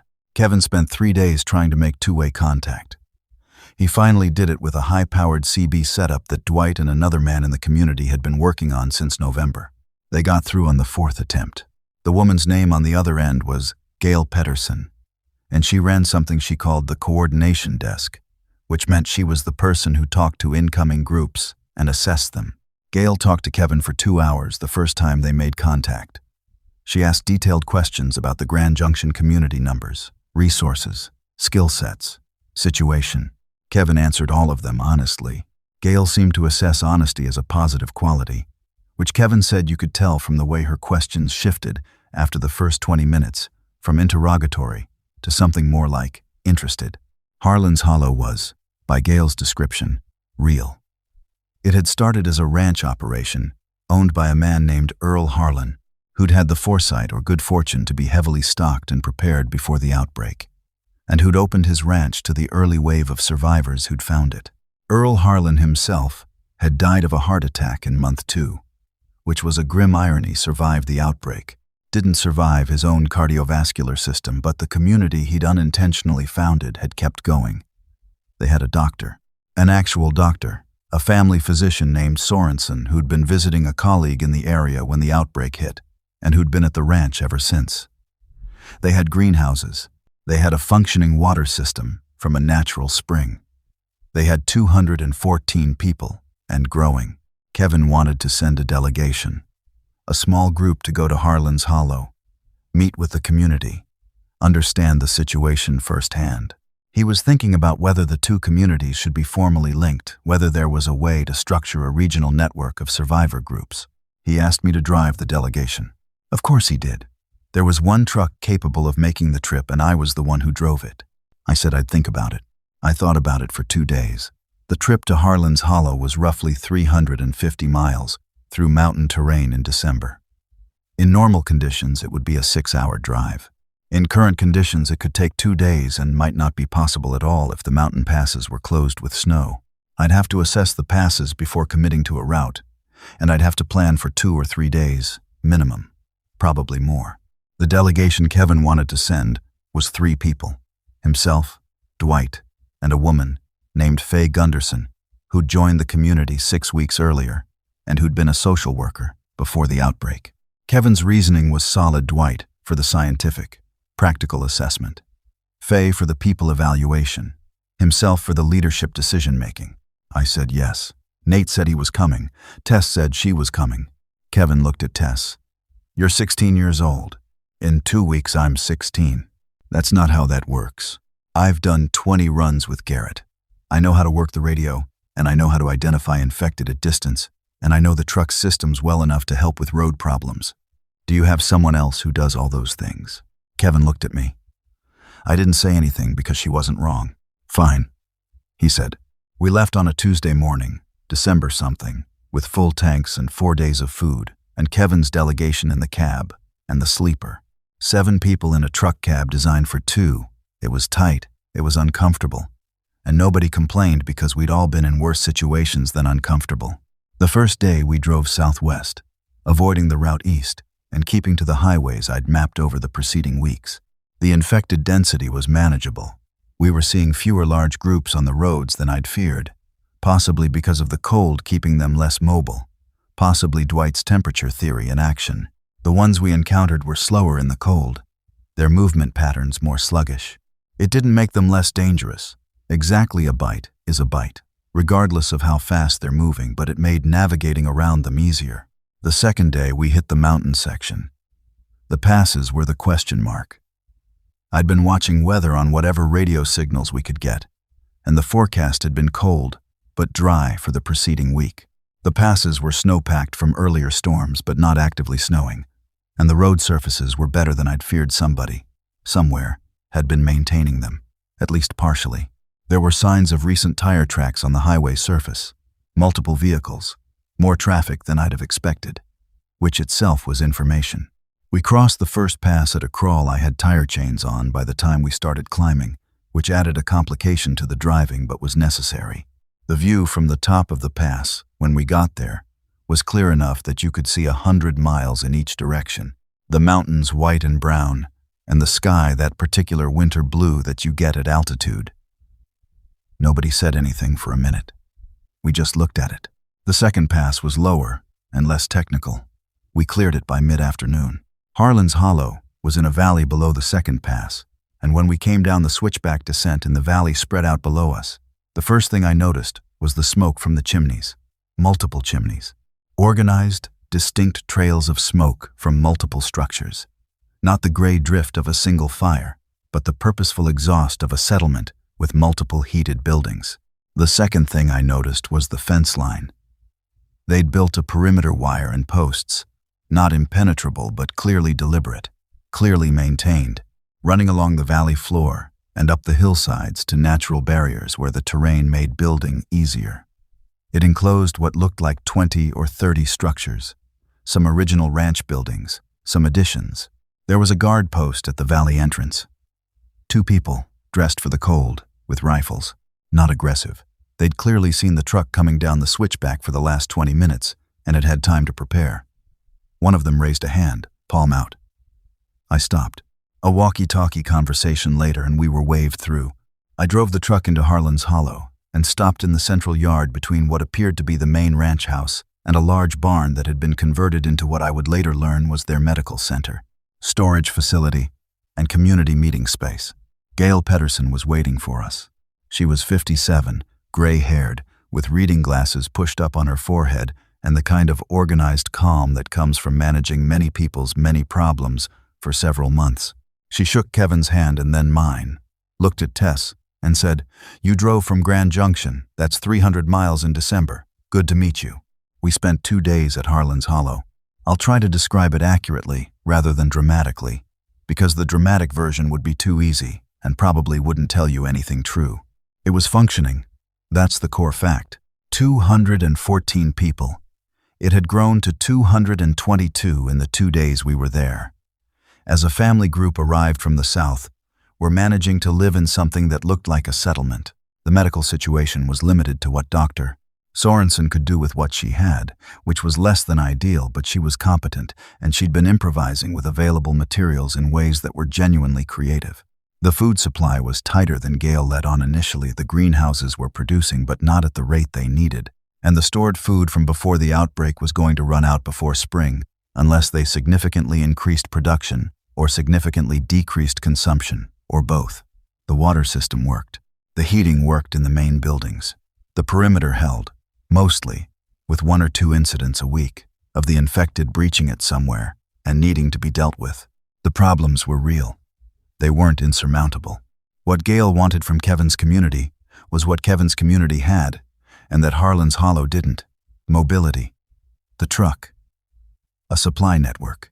The ability to range further than their current vehicle capacity allowed and bring back things they couldn't source locally. She was direct about this. She didn't frame it in soft language or trade it in careful diplomacy. She said, "Your truck and your supply network are the most valuable things you've described." Kevin spent hours with Gail and her core leadership group, 6 people, different skill sets, who'd ended up running things by virtue of competence rather than any formal process. He and Faye assessed the community the way a good social worker assesses a situation, by watching how people interacted rather than listening to what the leaders said. Kevin came to me the second evening, looking thoughtful. "Well?" I asked. "It's real," he said. "The problems are real, and the community is real. And I think we should link up, formally, Grand Junction and here, as allied communities. Resources shared. Supply runs between them. Radio coordination." He paused. "They need what we have. We need what they have, the doctor especially. And there are things about what they've built here that we haven't gotten to yet in Grand Junction. The greenhouse operation, the record-keeping system they've got. That sounds like you've already made the decision." "I have. I wanted to tell you first." "Why first?" He looked at me. "Because whatever we do here, you're the one who makes the connection possible. Your truck, your roots. If you say you'll keep doing the runs, we can make a real supply network between these 2 communities. If you don't, it's just 2 groups on radios who can't actually help each other." I thought about it. What does it mean in terms of time? Hours per week. Gail's thinking 1 run per week minimum between here and Grand Junction. More during critical times. That's manageable. There would be a home base for you here too, if you wanted it. A space where the truck could be parked, where you could sleep in a building instead of the cab. I thought about this more carefully. A space. A place. The truck parked and me somewhere other than the cab. "I'd sleep in the cab," I said. Kevin nodded like that was what he'd expected. The decision was made in a room that used to be Earl Harlan's study, around a table that had a ring stain on it from 20 years of coffee cups, with Gail and her 6 leadership people and Kevin and Dwight and Faye. No ceremony. No document signing. Kevin shook Gail's hand, and they agreed to specific terms, supply runs, radio schedules, a mechanism for one community to call for emergency support from the other, and a medical arrangement where Dr. Sorensen would split her time between both locations, traveling with me on the weekly run. Dr. Sorensen's name was Janet. She was 48, and she had the manner of a person who'd spent her career in a rural family practice, comfortable with everything, surprised by nothing, deeply practical. She sat in on the last hour of the meeting and mostly listened. When the terms for her travel were discussed, she said, "I'll need a list of medical supplies that are most critical for Grand Junction. I'll assess what can be sourced from here and what you'll need to bring." That was the extent of her negotiation, just moving directly to what needed to happen. On the morning of our departure, Gail walked me to the truck. She looked at it for a moment. "How many miles?" she asked. "On this particular truck, about 800,000 total before I started driving it after the outbreak." "How much since?" I thought about it. "Maybe 15,000. Probably more." She looked at it for another moment. "Take care of it," she said. Not warmly, not formally. Just a thing that needed to be said. "I do." She went back inside. I got in the cab, driving back over the passes in the gray morning light, with Kevin and his people in the back and Nate in the passenger seat and Tess watching the road from behind him. I thought about what Gail had said. Take care of it. Like the truck was the thing that mattered, not me, or not me separately from the truck. She wasn't wrong. Without the truck, none of this had worked. The truck had been the engine, literally, of everything that had happened since September. The food in Kevin's community, Ruth and Abby getting to Grand Junction, to Kevin, Tess getting out of the warehouse, the connection to Harlan's Hollow. All of it ran through those 18 wheels. I thought about what Kevin had offered. A space here, too. A room. A place where the truck could be parked, and I could be somewhere that wasn't the cab. I tried to imagine sleeping in a room with 4 walls and a door, and a ceiling that didn't vibrate with engine noise. Eating at a table that wasn't the passenger seat. Existing in a fixed location that had a name and coordinates and a perimeter. My hands on the steering wheel. The road ahead. I passed the summit of the first pass and started down the long descent toward the highway. The view to the east was enormous, the kind of view you can only see from altitude. The whole scale of the country visible at once, flat and far and empty. I'd driven across that country. Not just this month, not just the month since September. 12 years. I'd driven across it so many times that the specific geography of it lived in my body the way other people carry the layout of houses they grew up in. I knew the way the highway ran. I knew where the grades changed and where the road widened and where the lighting was bad at night. I knew which rest areas had good water pressure and which truck stops had stale coffee even at 6 in the morning when they'd just made it. I knew, by the way, the asphalt changed color under the wheels when I'd crossed a state line in the dark. The truck was a home. Not a metaphor, an actual home. The cab smelled like the specific combination of diesel and vinyl, and the particular brand of hand cleaner I'd used for 12 years, and something else that I had no name for, just mine. Just the accumulated smell of 12 years of living in a rolling space. The seat was shaped to my back. The mirrors were set exactly right. The gear shifts were worn to the shape of my grip. I knew people now. Kevin, Nate, Tess, Ruth, who was presumably still at Kevin's house with her bad knees and her matter-of-fact way of expressing gratitude. Helen, the school teacher teaching math on a whiteboard. Dr. Janet Sorensen, who was going to be a passenger once a week starting next month. Gail Pedersen with her organized calm and her reading glasses pushed up on her forehead. I knew them from the truck, through the truck, because the truck could move, and they needed someone who could move. If I stopped driving, what was I? The question sat there on the descent while the valley below opened up, and the morning light came sideways across the mountains, and Nate shifted in the passenger seat, and Tess said quietly, 2, on the road, about 400 meters. And I looked and said, I see them, and altered my course by 3 feet to give them room, not stopping, always moving. I didn't answer the question. I kept driving. Over the weeks that followed, the supply network took shape the way good logistical structures take shape, not cleanly or elegantly, but through the accumulation of specific decisions and specific problems solved. The first run between Grand Junction and Harlan's Hollow went fine, though it took longer than I'd hoped because of a section of highway that had been blocked by a vehicle I hadn't encountered on the trip in. I cleared it with the truck and a set of tow straps I'd added to my equipment. The second run had a fuel issue. I'd planned on a source at a town midway between the two communities, and the source turned out to be dry, the tank already empty. I made it back on fumes, literally, and we planned a fuel cache at that midpoint for all future runs. Dr. Sorensen was a steady passenger. She didn't talk much in the cab. She read she'd found a collection of medical references at Harlan's Hollow, and she was working through them looking for procedures she could adapt to limited resource conditions. She occasionally asked me practical questions about how I'd handled various situations, not from curiosity but from the same mindset she'd brought to the meeting, assessing what was true and what needed to happen next. I liked her because she never expected me to have feelings about things I was doing, and I never expected her to have feelings about things she was doing, and we understood each other on that basis completely. In February, a thing happened that I hadn't seen coming. I'd been running the weekly route alone for 3 weeks. Nate had stayed in Grand Junction with a significant infrastructure project Kevin had organized, and Tess had been doing shorter local runs with a vehicle Kevin's group had repaired. I was doing the Harlan's Hollow run solo, which was fine. It was the kind of driving I was used to. About 40 miles from Harlan's Hollow, I came around a curve and found a truck stopped sideways across the highway. Not abandoned, the engine was running. I could see the exhaust. I stopped about 100 yards back, waited, watched. A man came out from behind the stopped truck, tall, maybe late 20s, wearing a heavy coat. He walked toward me, hands out, similar to the first time with Nate, but something different in the body language, more deliberate. He stopped about 50 yards from my bumper and stood there. I cracked my window. "Move the truck," I said. "We need your load," he said. His voice carried clearly on the cold air. "I don't have a load. I'm running empty." "We need fuel then." "I don't have fuel to spare." He looked back at the truck he'd come from. Someone else was in the cab. "We've been stuck here for 3 days. We've got kids." I sat with this for a moment. The setup was classic.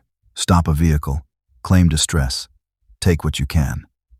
I'd heard about it from other survivor groups in radio contact with Kevin's community. It was apparently becoming more common as conditions got harder and the easier pickings from the early weeks were exhausted. But 3 days was a specific number, and kids was either true or it was the most calculated thing you could say to someone, and he'd delivered it without the kind of weight you'd put on it if you were calculating. He'd said it the way you say something true that you wish you didn't need to say. "How many of you?" I said. 6. 2 adults, 4 kids. "What happened to your vehicle?" "Fuel line cracked. I had a fix, but the repair held for a day and then failed. We've been running the engine in intervals to stay warm."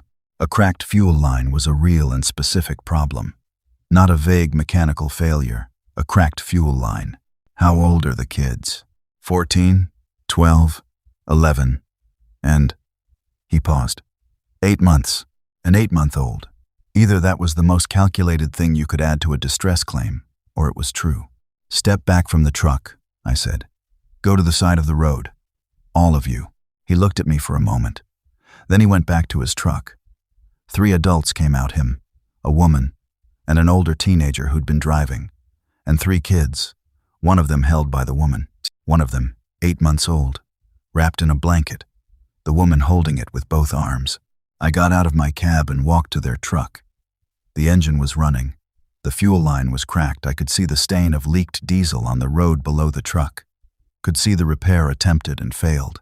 3 days in the truck, burning fuel in intervals to stay warm. 6 people, running out of time. The man's name was Phil Adder. The woman with the baby was his wife Amanda. The teenager driving was a neighbor's kid named Brett, who'd been staying with them when the outbreak started. The other 3 kids were Phil's. The baby was 7 months, actually, not 8. A daughter named Lily, who looked at me from inside her blanket with the same expression Abby had had months ago. Enormous eyes and complete composure. I had no fuel line repair materials.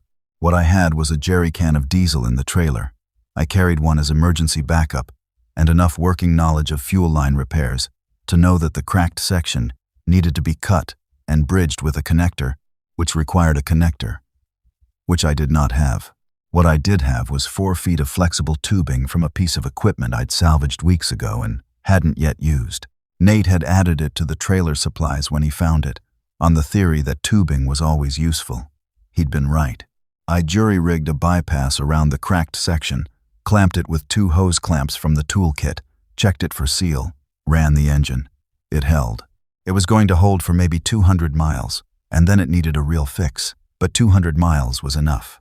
Phil stood next to me while I worked and watched without interfering, which was the right move. When it was done, he said, "Thank you," in the flat way of a man who doesn't have more words available. "Where are you headed?" I asked. "Heard there was a settlement in Utah. Harlan's Hollow?" He looked at me. "You know it? I'm going there now. Follow me." The look on his face was the same thing I'd seen on Kyle's face months ago, when I'd said yes to taking him to his wife. The compressed release of a long-held breath. Phil Adder's group arrived at Harlan's Hollow 2 hours behind me. Gail processed them with her standard thoroughness, and they joined the settlement. They were the 231st through 236th members. Lily, 7 months old, was the youngest resident. Dr. Sorensen checked Lily over while Amanda watched and pronounced her underweight, but otherwise okay, and gave Amanda a specific list of adjustments to her own nutrition and the baby's formula situation.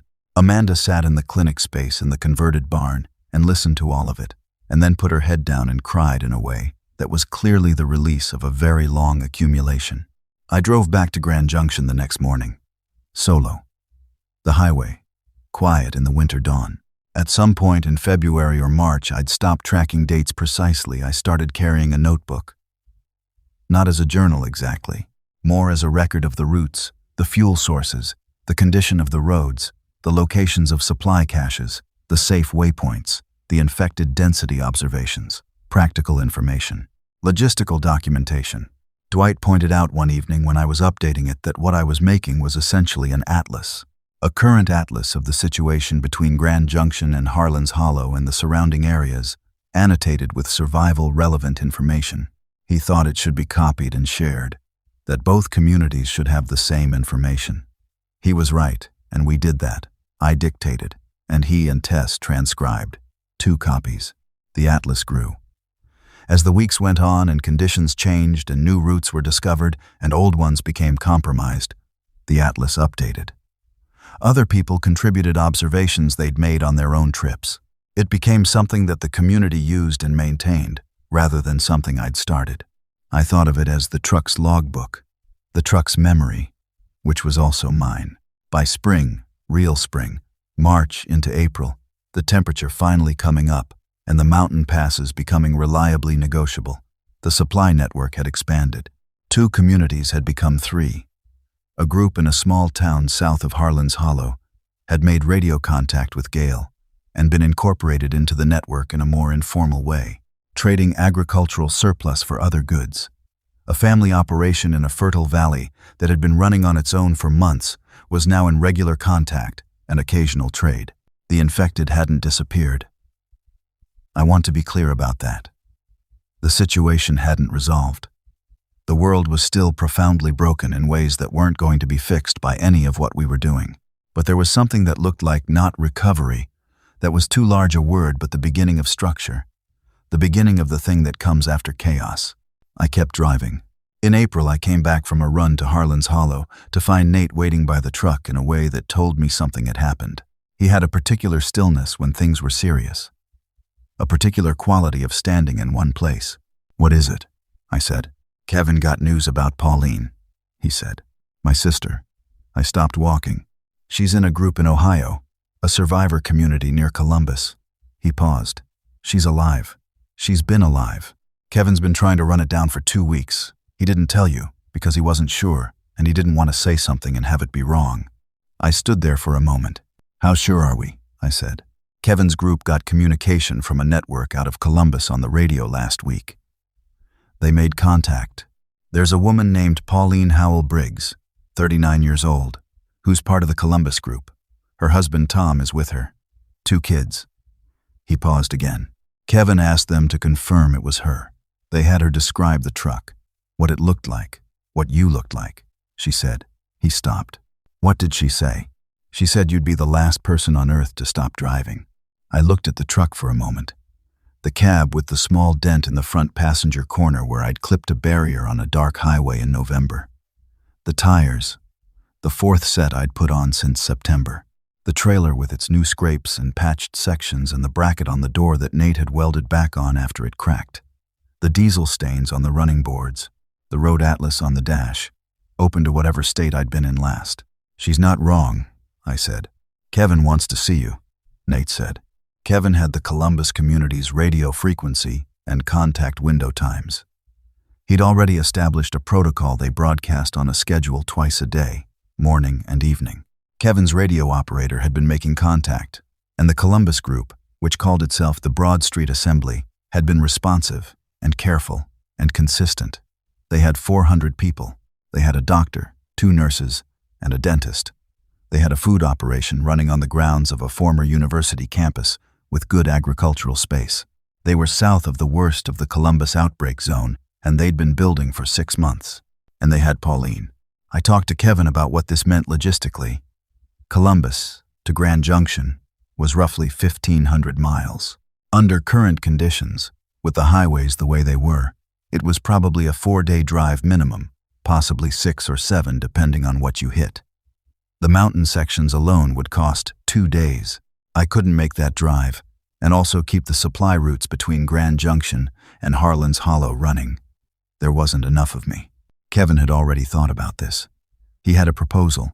Nate could handle the local runs in a repaired vehicle. Kevin's group had been working on a diesel pickup that was capable enough for the shorter routes, if not for anything like the Grand Junction to Harlan's Hollow distance. Tess could go with Nate, since she knew the local routes and the supply caches. This freed me for a longer run east, toward Ohio, toward Pauline. The counter-argument was obvious. The supply network between the two communities was 3 months old and still consolidating. Taking the truck off that route for the length of time a round trip to Ohio would require months, probably was a real cost. The network could survive it, but it would be harder without the truck. The other counter-argument, the one I sat with longer, was about the truck itself. Pauline would want me to stop. Tom would want me to stop. They'd want me to bring the truck to Columbus and stay there and be a normal person who lived in a fixed place and ate meals at a table. They'd want me to not be alone, and they'd mean that kindly.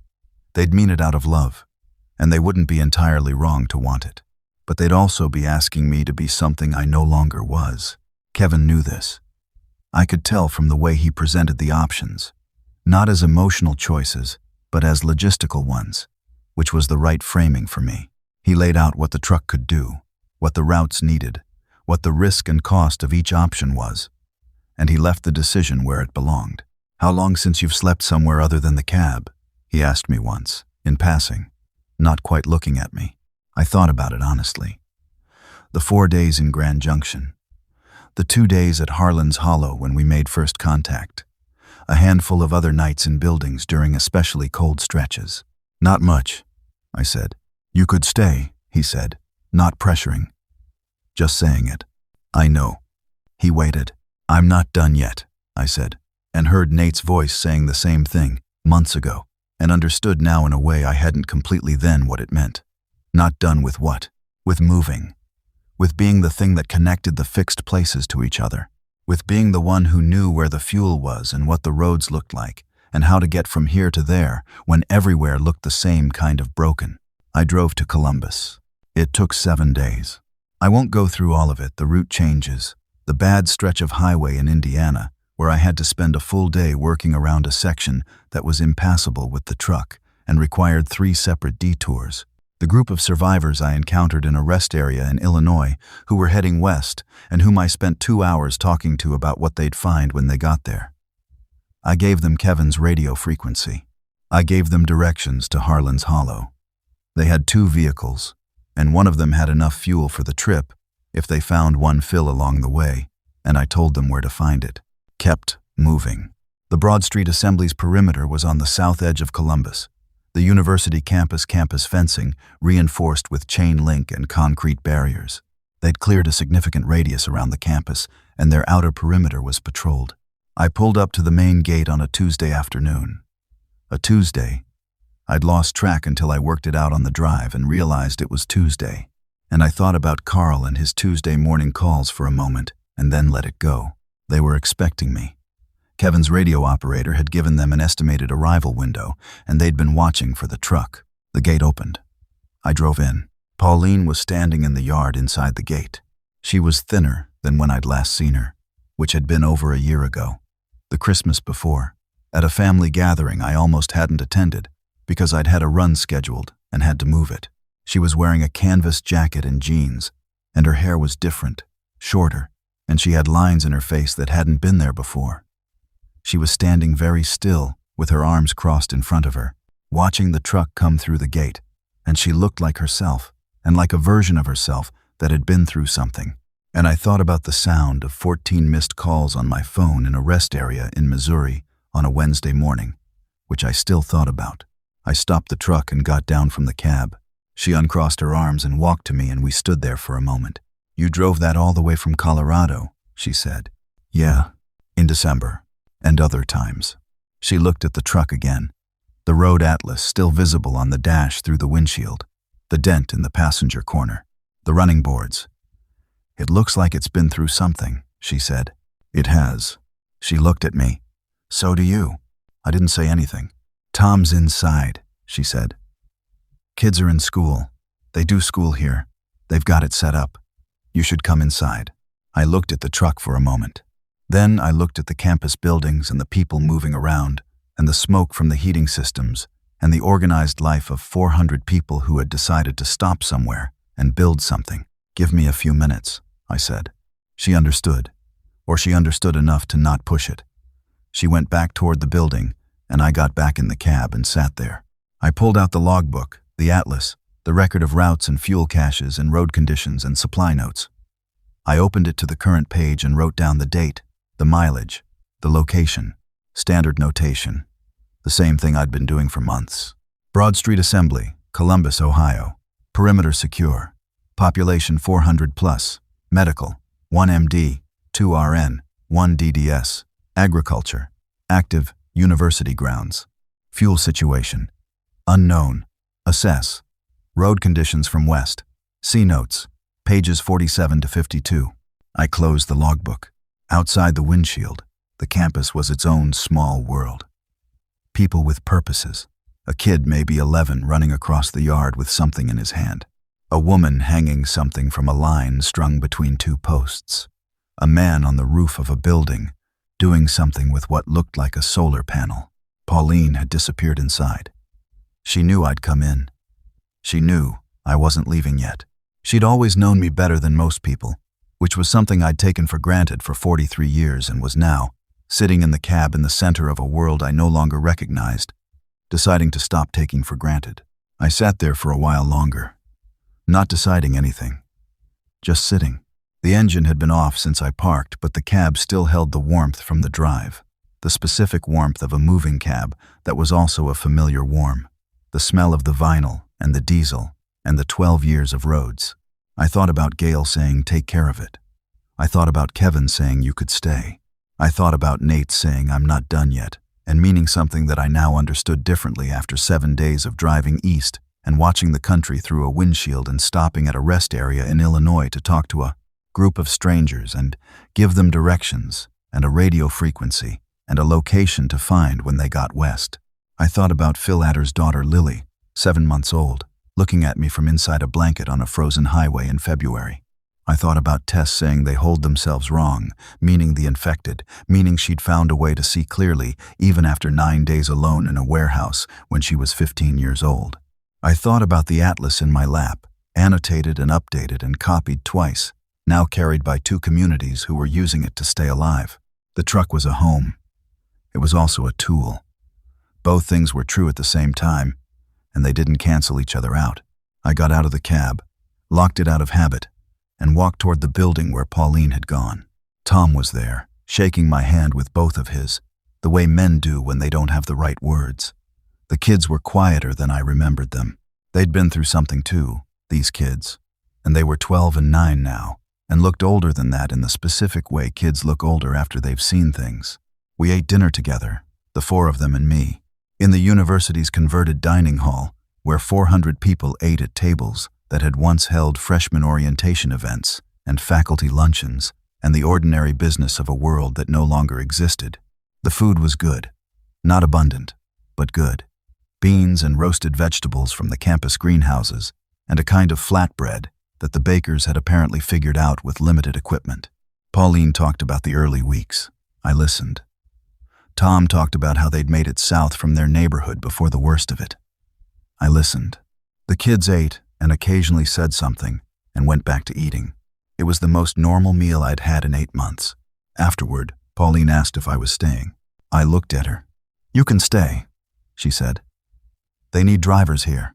They've got vehicles they can't fully use because they don't have people who can drive them well, and they've got supply runs they need to do that they haven't been able to." She paused. "You could stay and still be useful." "I know." "But," she said, "I've got a network in Colorado and Utah," I said. "Two communities tied together by the truck routes. I've got routes that need to be run, and sources that need to be monitored, and a logbook that tells you where the fuel is and what the roads look like. If I stop, that information gets stale, and people make decisions on bad information. Someone else can drive. Someone else can drive. Nobody else has 12 years of knowing how a highway looks when it's about to give you a problem, or how a fuel line sounds when it's going to fail in 300 miles, or how to read a road atlas in the dark without looking away from the road." She was quiet. "I came here," I said. "I drove 7 days to get here. That's not nothing." "I know. I'll stay for a while. Give me a week to figure out what they need here. Give me a week to make contact with Kevin on the radio and figure out what the network needs. And then I'll figure out what's next." She looked at me for a long moment. "You're not going to stop, are you?" "I don't know," I said. And that was the honest answer. I didn't know. A week ago, I would have said no, without thinking about it. Now, sitting in this dining hall with 400 people around me, and my sister across the table from me, and the truck outside in the yard, I genuinely didn't know. She seemed to accept this. She asked about Nate, and I told her about Nate. She asked about the other people, and I told her about Kevin and Tess and Ruth and Gail and Dr. Sorensen and all of them. I was talking about them the way you talk about people you know well, and I noticed this while I was doing it. And I thought about what Kevin had said about community, that it was real, that the problems were solvable, that it was people doing the work of staying alive together. I was part of one, maybe more than one. I just hadn't been standing still long enough to see it. That night I slept in the truck. Not because there wasn't a room available, there was. The assembly had an organized housing allocation system, and Pauline had already arranged one. I slept in the truck because I needed to, because the cab was where I thought clearly, because the specific smell and feel of it was the thing that held everything else in place. I lay in the sleeper, and I listened to the sounds of the campus settling into nighttime. Distant voices, a generator cycling, wind on the windshield. Somewhere on the perimeter, a radio crackling, one of their patrol channels. The logbook was on the passenger seat. I could see the edge of it in the dim light from the campus security lights outside. Take care of it. Yeah, I would. In the morning, I was up before anyone, and I spent 2 hours doing a full inspection of the truck. Checked every fluid. Checked the tire pressure. Checked the brake lines, the fuel system, the electrical connections. Found 2 things that needed attention. A slow coolant leak at a hose connection that I'd been watching for 3 weeks, and that needed a proper fix rather than monitoring, and a worn belt on the alternator that was fine now, but would need replacing within another few hundred miles. I fixed the coolant hose connection with a new clamp from my kit. The belt was going to require finding the right part, which was going to require some searching. I noted it in the logbook with a specific notation about what size and type I needed. Practical problems, solvable problems. Pauline found me in the yard doing the inspection and brought me coffee. Real coffee, or close enough to it. They were growing something in the greenhouses that wasn't exactly coffee, but extracted like it, and tasted like coffee's slightly wrong cousin. I was more grateful for it than she probably expected. She sat on the running board while I worked and drank her own cup and watched me, and we didn't talk much for about an hour, which was fine, which was exactly right. "Tell me what they need here," I said eventually. "On the supply side. What they're short on. Medical supplies, antibiotics especially, They've been rationing what they have, and Janet. She stopped. There's a Dr. Sorensen. She comes here sometimes from the other. Janet, I said. I know Janet. Pauline looked at me. You've already been in contact with them. She's on my weekly run between Grand Junction and Harlan's Hollow. Pauline was quiet for a moment. Then she said, The network you built. Kevin built it. I drove it. That's not as different as you think. I didn't argue that. I drank the coffee. Medical supplies, I said. What else? She told me. Fuel, spare vehicle parts, specific tools they needed for the greenhouse expansion, seed stock for the spring planting, communication equipment. The list was specific and detailed, which told me the assembly was well organized enough to know exactly what they needed. I went through the list and matched it against what I knew of the various supply caches I'd documented in the logbook, and what the communities in the West might have in surplus. There were matches, not perfect matches, not everything they needed, but meaningful ones. Grand Junction had spare vehicle parts from the supply runs Nate and I had done. Harlan's Hollow had better seed stock than they needed. Gale had been systematic about agricultural sourcing in the fall and had more variety than their current greenhouse could use. Communication equipment was harder but not impossible. Kevin's community had been working on a relay network and had surplus components. Some of this I can bring on the next run west, I said. The medical supplies from Harlan's Hollow specifically. You'd go back, Pauline said. Eventually. Yes. Not yet? I thought about the alternator belt. The coolant fix that needed monitoring for a few days. The week I'd told Pauline I'd give it. The radio contact with Kevin I hadn't made yet. Not immediately, I said. She nodded. But, I said. I know, she said. But, she got off the running board and took my empty cup and went back toward the building. I watched her go. Then I turned back to the truck. The alternator belt situation was a specific size, a specific part number that I knew from the specs. I had 2 possible sources in the Columbus area that I'd already mentally flagged. A large auto parts distribution center south of the city that the assembly had apparently done one run to early on and then not returned to, and a truck service center on the east side that might have heavy vehicle parts, including belts for the engine class mine used. Specific problems. Specific solutions. The truck needed the belt. The assembly needed the things in my logbook. Kevin needed the radio contact. Janet needed to know there was a functioning community in Columbus. Pauline needed to know I wasn't going to disappear. All of those things were true at the same time. I got in the cab, started the engine, let it warm up for the 2 minutes I always gave it. Listened to it running the particular sound of a diesel at idle that you know so well you can hear when something's slightly different before you can articulate what it is. Today it sounded fine. A little rough on startup in the cold, which it always did, smoothing out as the oil warmed. I pulled out of the yard, waved at the gate guard who was watching me go, and drove east toward the auto parts center. The part was there. Right size, right spec, sitting on a shelf in a distribution center that was intact and unlocked and completely untouched, except for one section near the entrance where something had broken in the first weeks and been dealt with. I took the alternator belt. I took 2 spares in the same size because if I needed it once, I'd need it again. I took a selection of other commonly needed truck parts, belts, filters, hose clamps, connectors that I'd been building a stock of over the months and that this distribution center had in abundance. I loaded them carefully in the trailer and went back to the assembly. I spent 3 days at the Broad Street assembly. Not a week, not months. 3 days, doing what I could. The supply assessment, the radio contact with Kevin, an orientation run with one of the assembly's drivers on a route I helped them plan that would have been harder to plan without the logbook's information about road conditions to the west. Introductions to Gale's network over the radio. A conversation with their leadership about what the communities in Colorado and Utah had, and what the assembly had, and how those might be traded. On the 3rd evening, I sat with Pauline and Tom and the kids after dinner.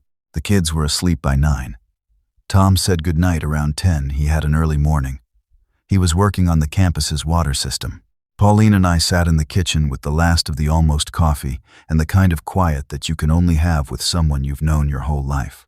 I'm going to leave in the morning, I said. She didn't look surprised. I know. I'll be back. I don't know exactly when, but I'll be back. Kevin's network and the assembly are going to be in regular contact. What comes through here will come through me most of the time. Most of the time, she said. Nate can do some runs. He's gotten good. She looked at her cup. Are you okay?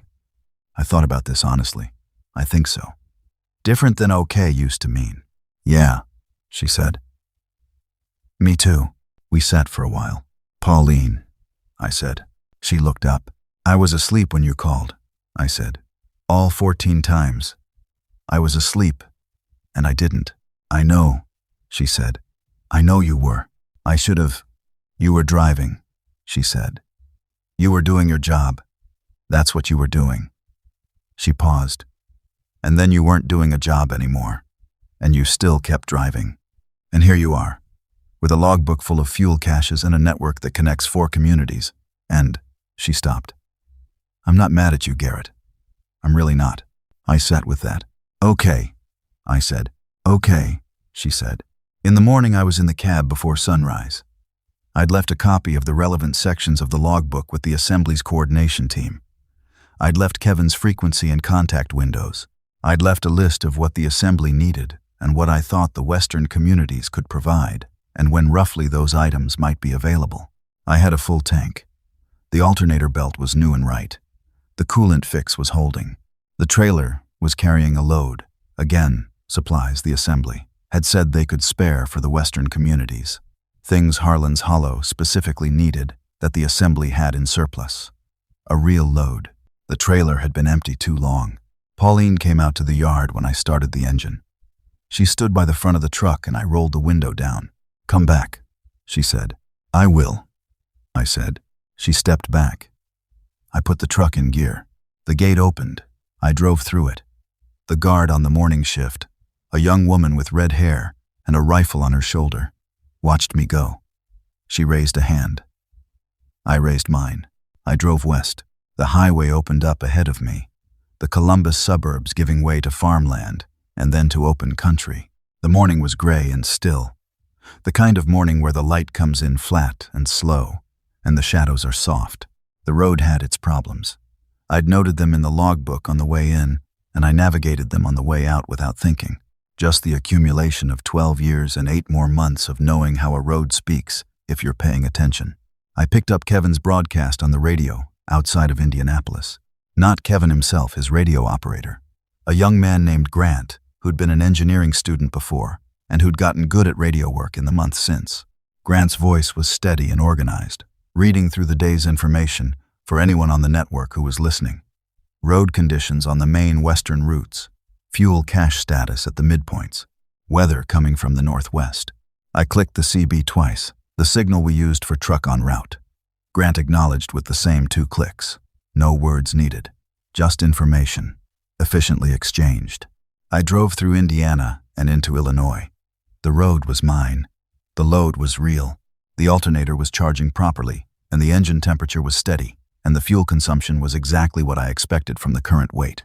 Somewhere in Illinois, past the rest area where I'd talked to the group heading west, I thought about Gail's question. How many miles? 800,000 before, 15,000 after, more now. Adding up. The truck, adding up. Me, adding up. I thought about Tess saying they hold themselves wrong. About Phil Adder's daughter, Lily, and her enormous eyes. About Ruth's matter-of-fact gratitude and Nate's quiet grief that had slowly, over months, found a different shape. About Kevin building something real in a town he'd never planned to stay in. About Helen teaching math on a whiteboard to 11 children who were going to grow up in a world that needed them to know things.